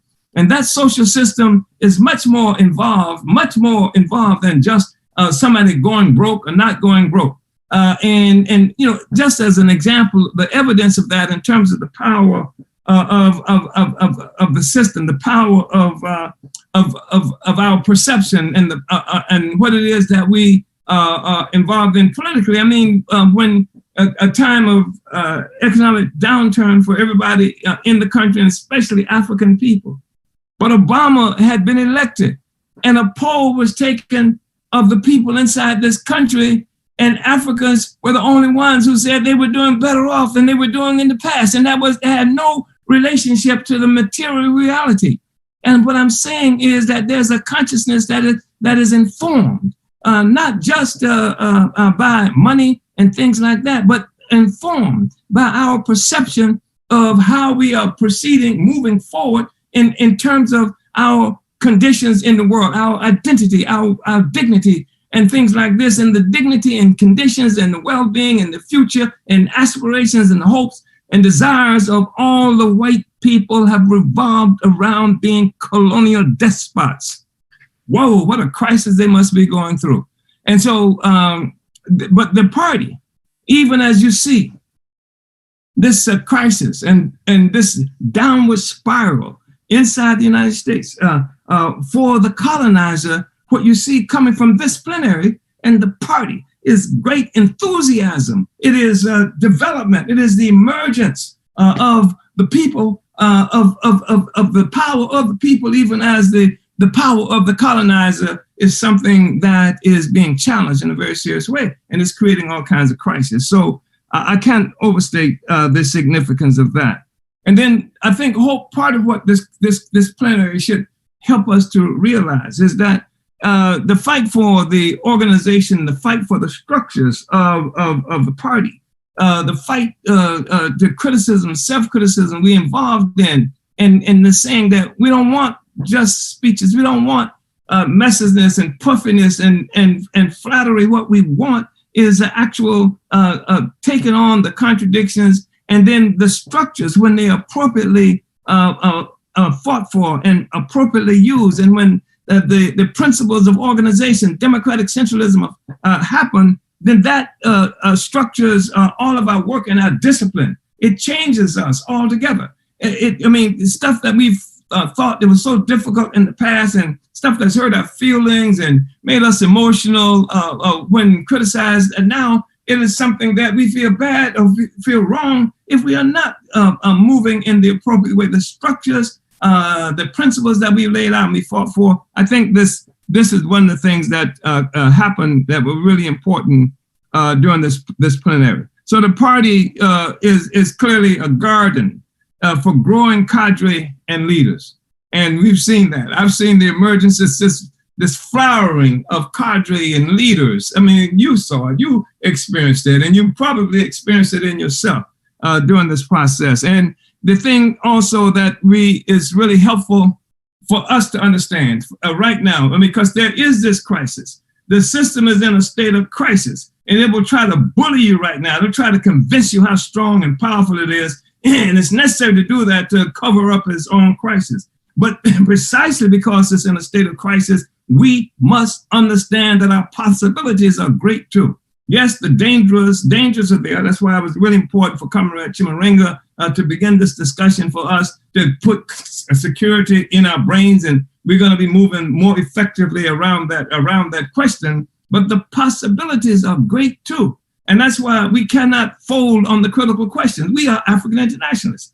So we take a stance as African internationalists. We don't have to worry today so much that your neighbor's not going to understand who you are, what you stand for, or there's somebody in the church, the old church lady is not going to understand. They understand because history is unfolding before them in a certain way. They see it. They see crackers climbing over the wall to take the Capitol. You see that. They see that. You have to have the courage to take out the politics, to take out the line, because the people will have the ability to hear that now more than ever, because the fact is they are beginning to sense that this mealy mouth kind of politic that they have been hearing from the African petty bourgeoisie, from the ruling class itself, from the Bidens and Kamala Harris, that's nothing that's going to contend with those white people climbing the wall. They had to put 30,000 troops on the ground in Washington, D.C. just to have a vote at the Capitol. That's a statement of vulnerability that the masses are experiencing as well.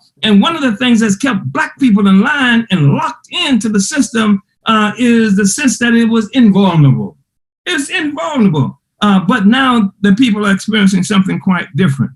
And I think that what we've shown in this plenary has suggested, and through not just what we're doing now, but it says some of the things that we've done historically that we continue to do, is that the party is capable of fighting using every form of struggle.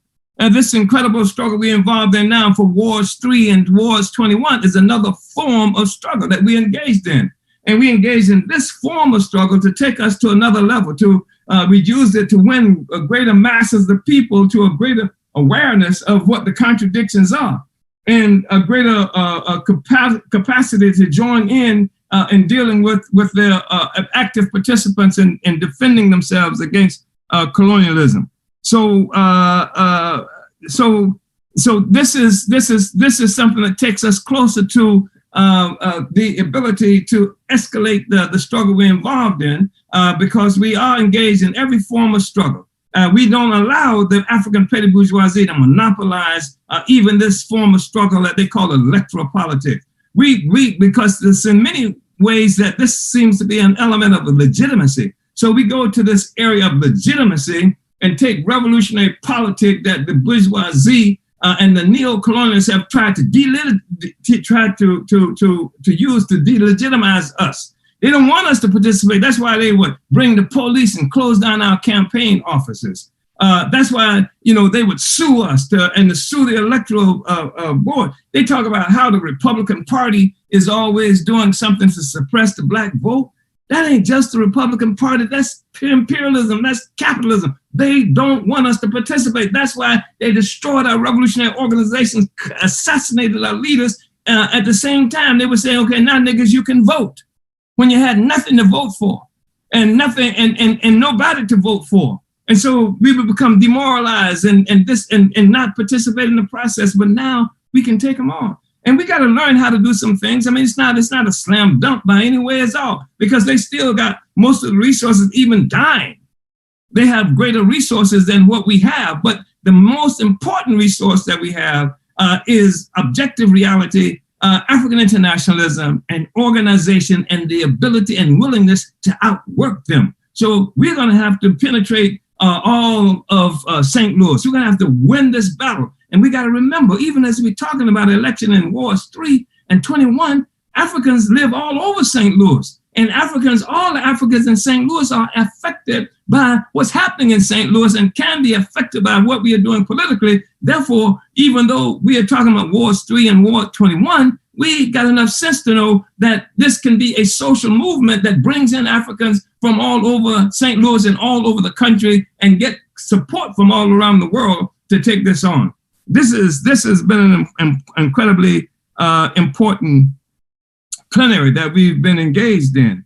And we looked at this incredible history of our movement. We brought the defeated Black Revolution of the 60s back to life. We saw that in this plenary. It's back to life. Black is really back. And this is something that the African People's Socialist Party, your party, has done. And we've carried the African Revolution on our shoulders now for 50 years or more.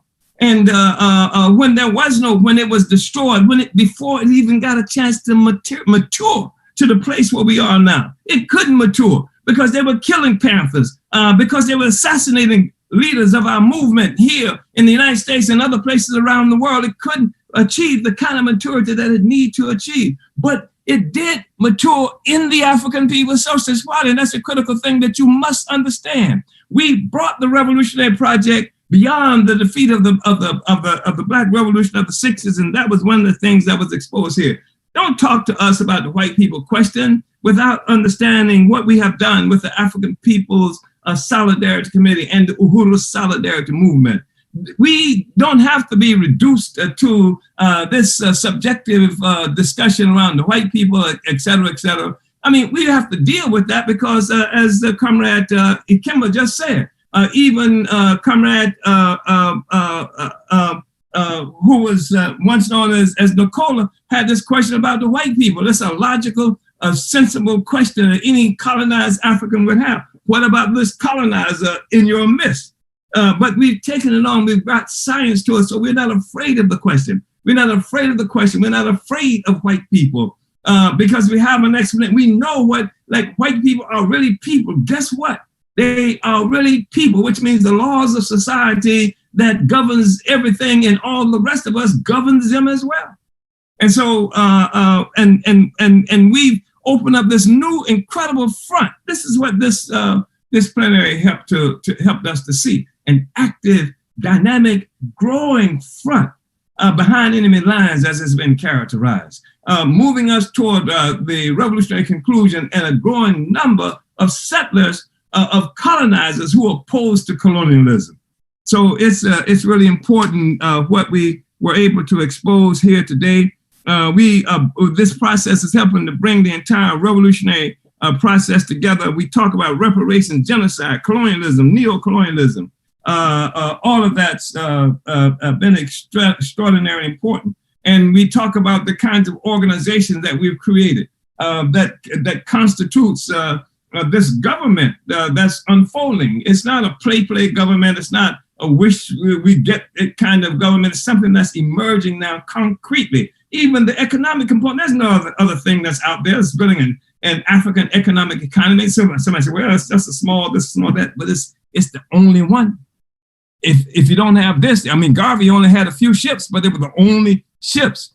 They were our ships. They were the ships for the African nation. And that's what we've been in the process of building. As they go down, we go up. And so, I want to, just recognize again the how we have done this and what has occurred on today. And I want to salute also a relatively not seen component of this plenary process in the form of the Chief of Staff of my office and my administrative assistant, Comrade Elikia, who have done a monumental job behind the scenes and in most instances and with my office. And I want to tell you that we are looking toward, we are preparing for a reorganization of the overall party leadership under the office of chair. And this is really important because we own a revolutionary project, and we say that the political and the economic are one, and that the reality is that economics, that politics is simply concentrated economics. And with what I'm talking about now, with this reorganization, that will bring Agitprop, that would bring the Office of the Deputy Chair, that would bring the Office of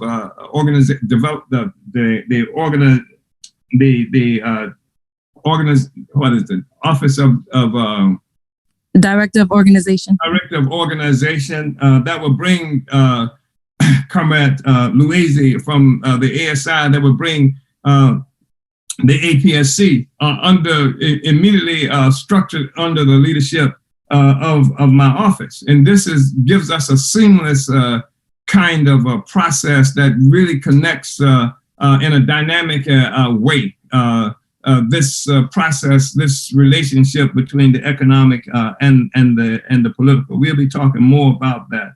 I can't tell you how impressed I was. I was looking at, and you must have seen it yourselves. You see these comrades in Occupy Lasagna with their struggle bags on, and they got their flyers, they got their work going door to door with messages. And then you come to another shot. And you see comrades in St. Louis, North St. Louis, with their struggle bags, and they're going door to door and talking to people and winning people to the politic. And you see any place where we are, that's how we do. That's what we do. And I'm reminded so much of the revolutionary part of the 1960s, when the people, we understood the centrality of the mass of the people and bringing people into political life. And I saw that in Student Nonviolent Coordinating Committee. I saw that in virtually every movement under the leadership of people like Amilcar Cabral and everybody else who were trying to organize and win the masses to a revolutionary conclusion, revolutionary project. That's what I'm seeing with our forces here. This is what also helps me to understand that we cannot win. I want to say that when we look at Wanachama, that I'm really proud and happy to see that. I'm happy to see all of the developments that with NPDOM and with the other organizations that we've created, the mass organizations, because NPDOM I think is really important, and I don't have time to speak to this much, but NPDOM is really our version of the Black Panther Party properly done. Because the Black Panther Party, for all of the revolutionary rhetoric and its heroism and stuff like that, they were pursuing a revolutionary national democratic program. That's what the 10-point program was. And it was one that minimized participation of lots of people in the communities where they existed, not just in Oakland, but in various other places. But the work that we do pull the people into a relationship. The Black Panther Party talked about Black community control of the police, but never really effectively did anything about it. We've always done something about it. We've always trying to bring the masses of the people in different ways into the process of fighting for Black community control of the police. And you don't have to be a Panther. You don't have to have a beret. You don't have to do all of those other kinds of things. Masses can be mobilized. And NPDOM gives us the ability to mobilize people to tie the masses closer to the African People's Socialist Party, which is the advanced attachment, the vanguard of the working class. So I just wanted to say all of those things, and how what we've done is that we have created this incredible revolutionary process that's negating the authority, the influence of colonialism, and that the party members, are growing. The party institutions are growing, and it will give a different kind of character even to the relationships in the party, because the smaller we are, and at critical times, what's been really important is the people who've come into the party. We required a real leadership and cadre stance, and that's why some people weren't able to stay in the party for a long time. You have a large party where your role is not that significant, it's not that critical, then it's a difference. I mean, some things that you might be able to do or not do won't have the same kinds of implications for your participation and ability to be in the African People's Socialist Party. But as you can see, the party is growing, and that there are more people who are not in the party, but who are part of our movement. And you could see, just going through this plenary, there are thousands of people who work under the leadership, who participate in some way or another under the leadership of the advanced attachment. That's what being the advanced attachment means. And as this continues to unfold, we'll find thousands of people who are coming into our organization. That's what we have to fix when we look at what's happening with the office of the National Director of Organization. That's in other places, because that people need to be able to come into this party more efficiently, more effectively, and be able to do so without representing a threat to the party. And that's something that we will resolve in short order. But this is the party of the people, and that increasingly there are people who've been in the party before they thought they knew what the party was, and people who are in the party now who are just discovering what it is they're in, and therefore being revitalized at this moment. But this has been an incredibly significant plenary. And this is the plenary that's taking us to South Africa in 2023. And we've made history with this process. We've made history with this particular plenary, and where we are calling on and demanding the African workers of the world to unite and organize. I only want to share this last thing with you before I give you a break. And some of you may know that at the first Congress of the party that happened in Oakland, California in 1981, the party passed a resolution declaring February 21st, the Day of the African Martyr. I want to just read from that resolution now, because I would like for us everywhere, all around the world, to carry out this resolution. And this resolution from 40 years ago reads, "The struggle of African people to liberate our national homeland, Africa, to resist oppression and exploitation, to overthrow the system of imperialism and advance the cause of world socialism, has seen hundreds and thousands of our people make the ultimate heroic sacrifice, the sacrifice of life itself. The history of our resistance has been written in blood and flames. It has been punctuated by the courageous examples of such martyrs as Nat Turner, Steve Biko, Patrice Lumumba, Walter Rodney, Nahanda Nyakasinka, Fred Hampton, and Mark Clark, Amilcar Cabral, and Lawrence Mann, co-founder of the African People's Socialist Party. Historically, the oppression of African people, the oppressors of African people have attempted to turn history upside down and present the heroic examples of our freedom fighters as evidence of the futility, the hopelessness of our cause for political independence, African liberation, and world socialism. In many instances, where did I find this now? Sorry, I was trying to read it from the. From the computer.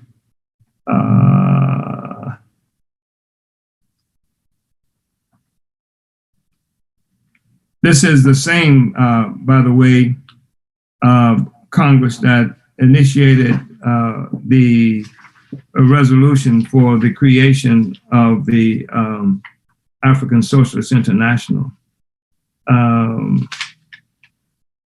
Wow. I'm really self-critical. I thought I had this fixed. I thought I really had this. Let's see, in many instances,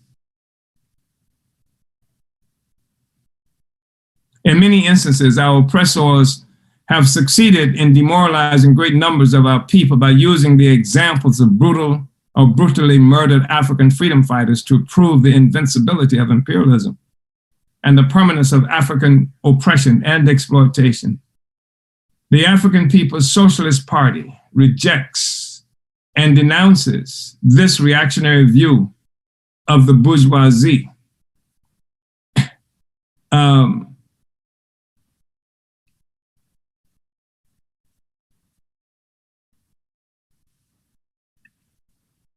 Wow. This of the bourgeoisie.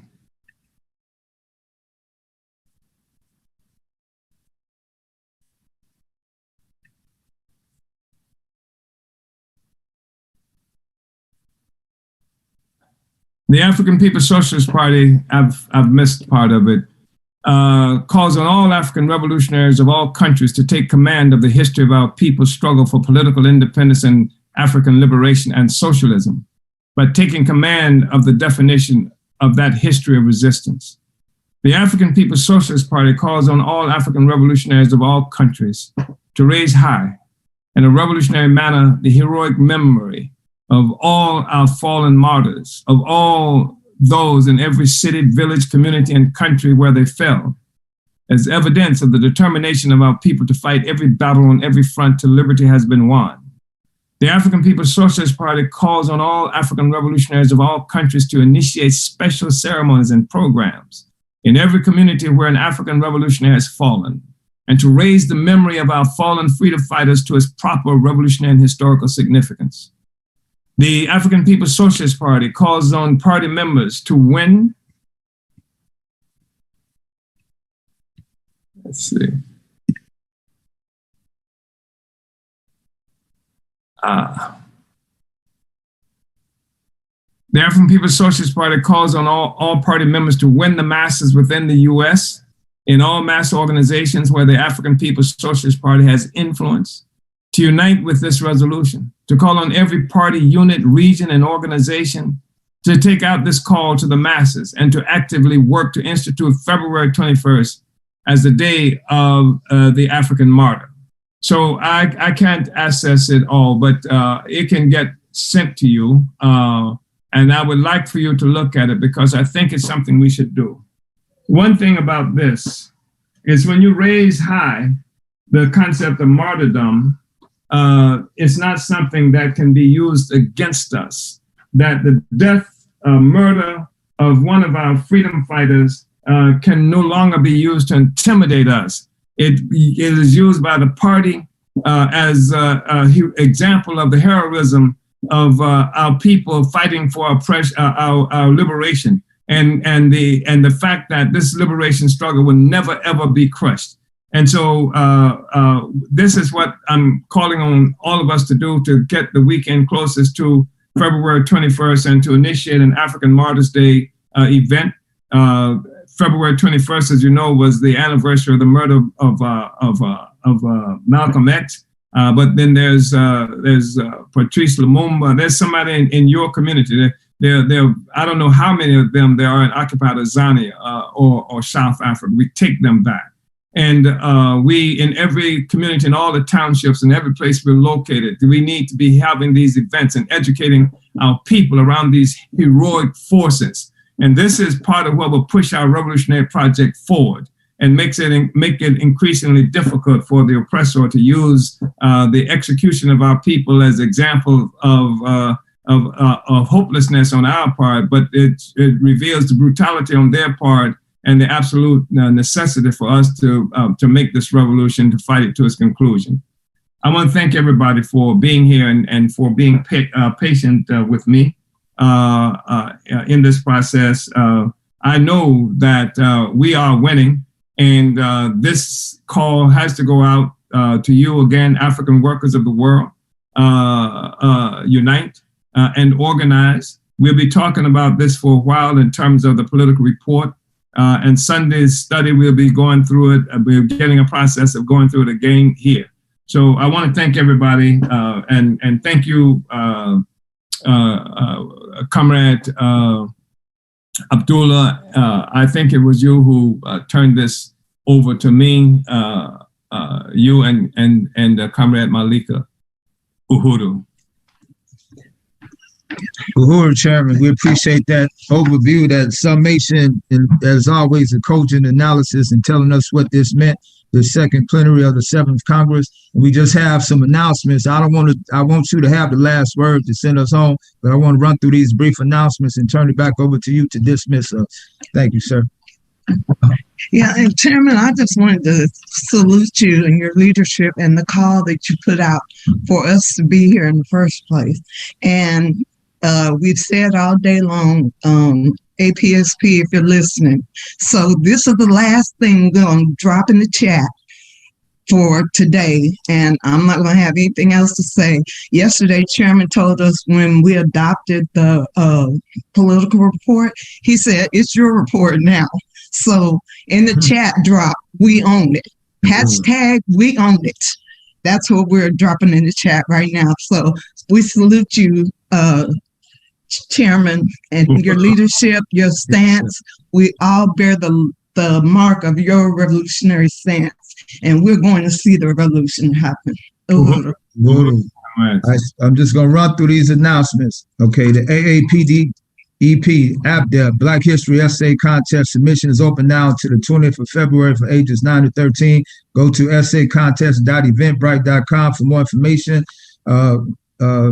PBA International COVID-19 Telehealth Program offering free appointments worldwide. Go to developmentforafrica.org telehealth to book an appointment today.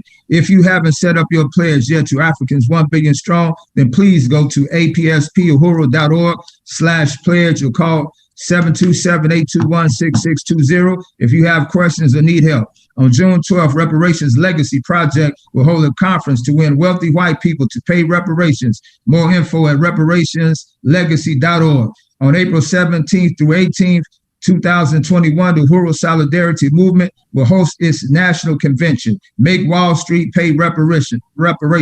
More information at uhurusolidarity.org. On February 17th at 6 p.m. Central, tune in to Reparations on the Ballot with T'Challa Masimba and Herodosha Kalambayi Bentham. Register at tinyurl.com/vote-uhuru. Register for Black is Back Coalition special webinar titled Fascism, Neoliberalism, and the Way Forward, taking place on March 6, 2021 at 12 o'clock p.m. Eastern. Visit blackisblackcoalition.org. Register for the Black is Back Coalition's 5th electoral campaign school titled The Ballot and the Bullet. Now more than ever, campaigning for self-determination take place April 10th through 11th, 2021 at 10 o'clock a.m. Visit blackisbackcoalition.org. And that last announcement, the Humble Sea Brewing Uhuru Pies Uhuru Means Freedom collaboration drops at 11 a.m. Pacific, Sunday, February 21st. Contact Oakland at uhurupies.org for info. Don't hesitate. Beer sales out in a few hours. Yeah. All right. Thank you, comrades. Vanguard up, and we're going to hear from the chairman. He's going to send us home.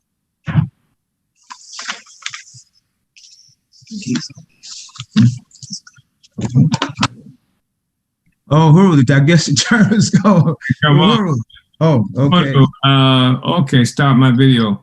I do want to just salute you magnificent couples. The revolutionary love.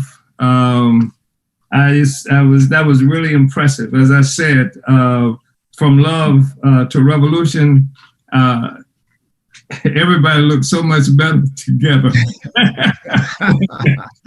than by yourself, especially the brothers. I had some brothers. Those brothers looked so good until I saw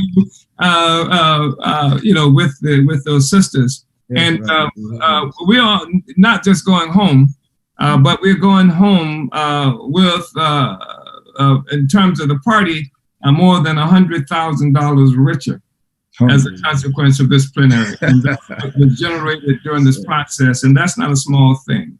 That's right. And there are people who slander us. A handful of people who do that. But that was a tremendous outpouring of solidarity, of love for the party, of commitment by the party, by the movement, by friends of our party and movement. To this struggle for self-determination, this struggle against colonialism. That's a case, that is something that represents itself in the real world. That's material. That's different from that kind of phony solidarity or that phony unity, and even among ourselves. You know, we put our resources there, and so that was real magnificent that we've just done. And now we didn't just do that, and people, none of us gave that money just to be giving it. We were able to do that with confidence because the plenary showed us where that money goes. It showed us the development that is coming as a consequence of that money. It showed us the organizing that we're doing around the world as a consequence of having that money. So it was real powerful, the amount of money that we made during the plenary process. And I just want to thank everybody again and for all of the work and all of the economic development that we will be generating all over the world, where we are building and all throughout the United States with our institutions and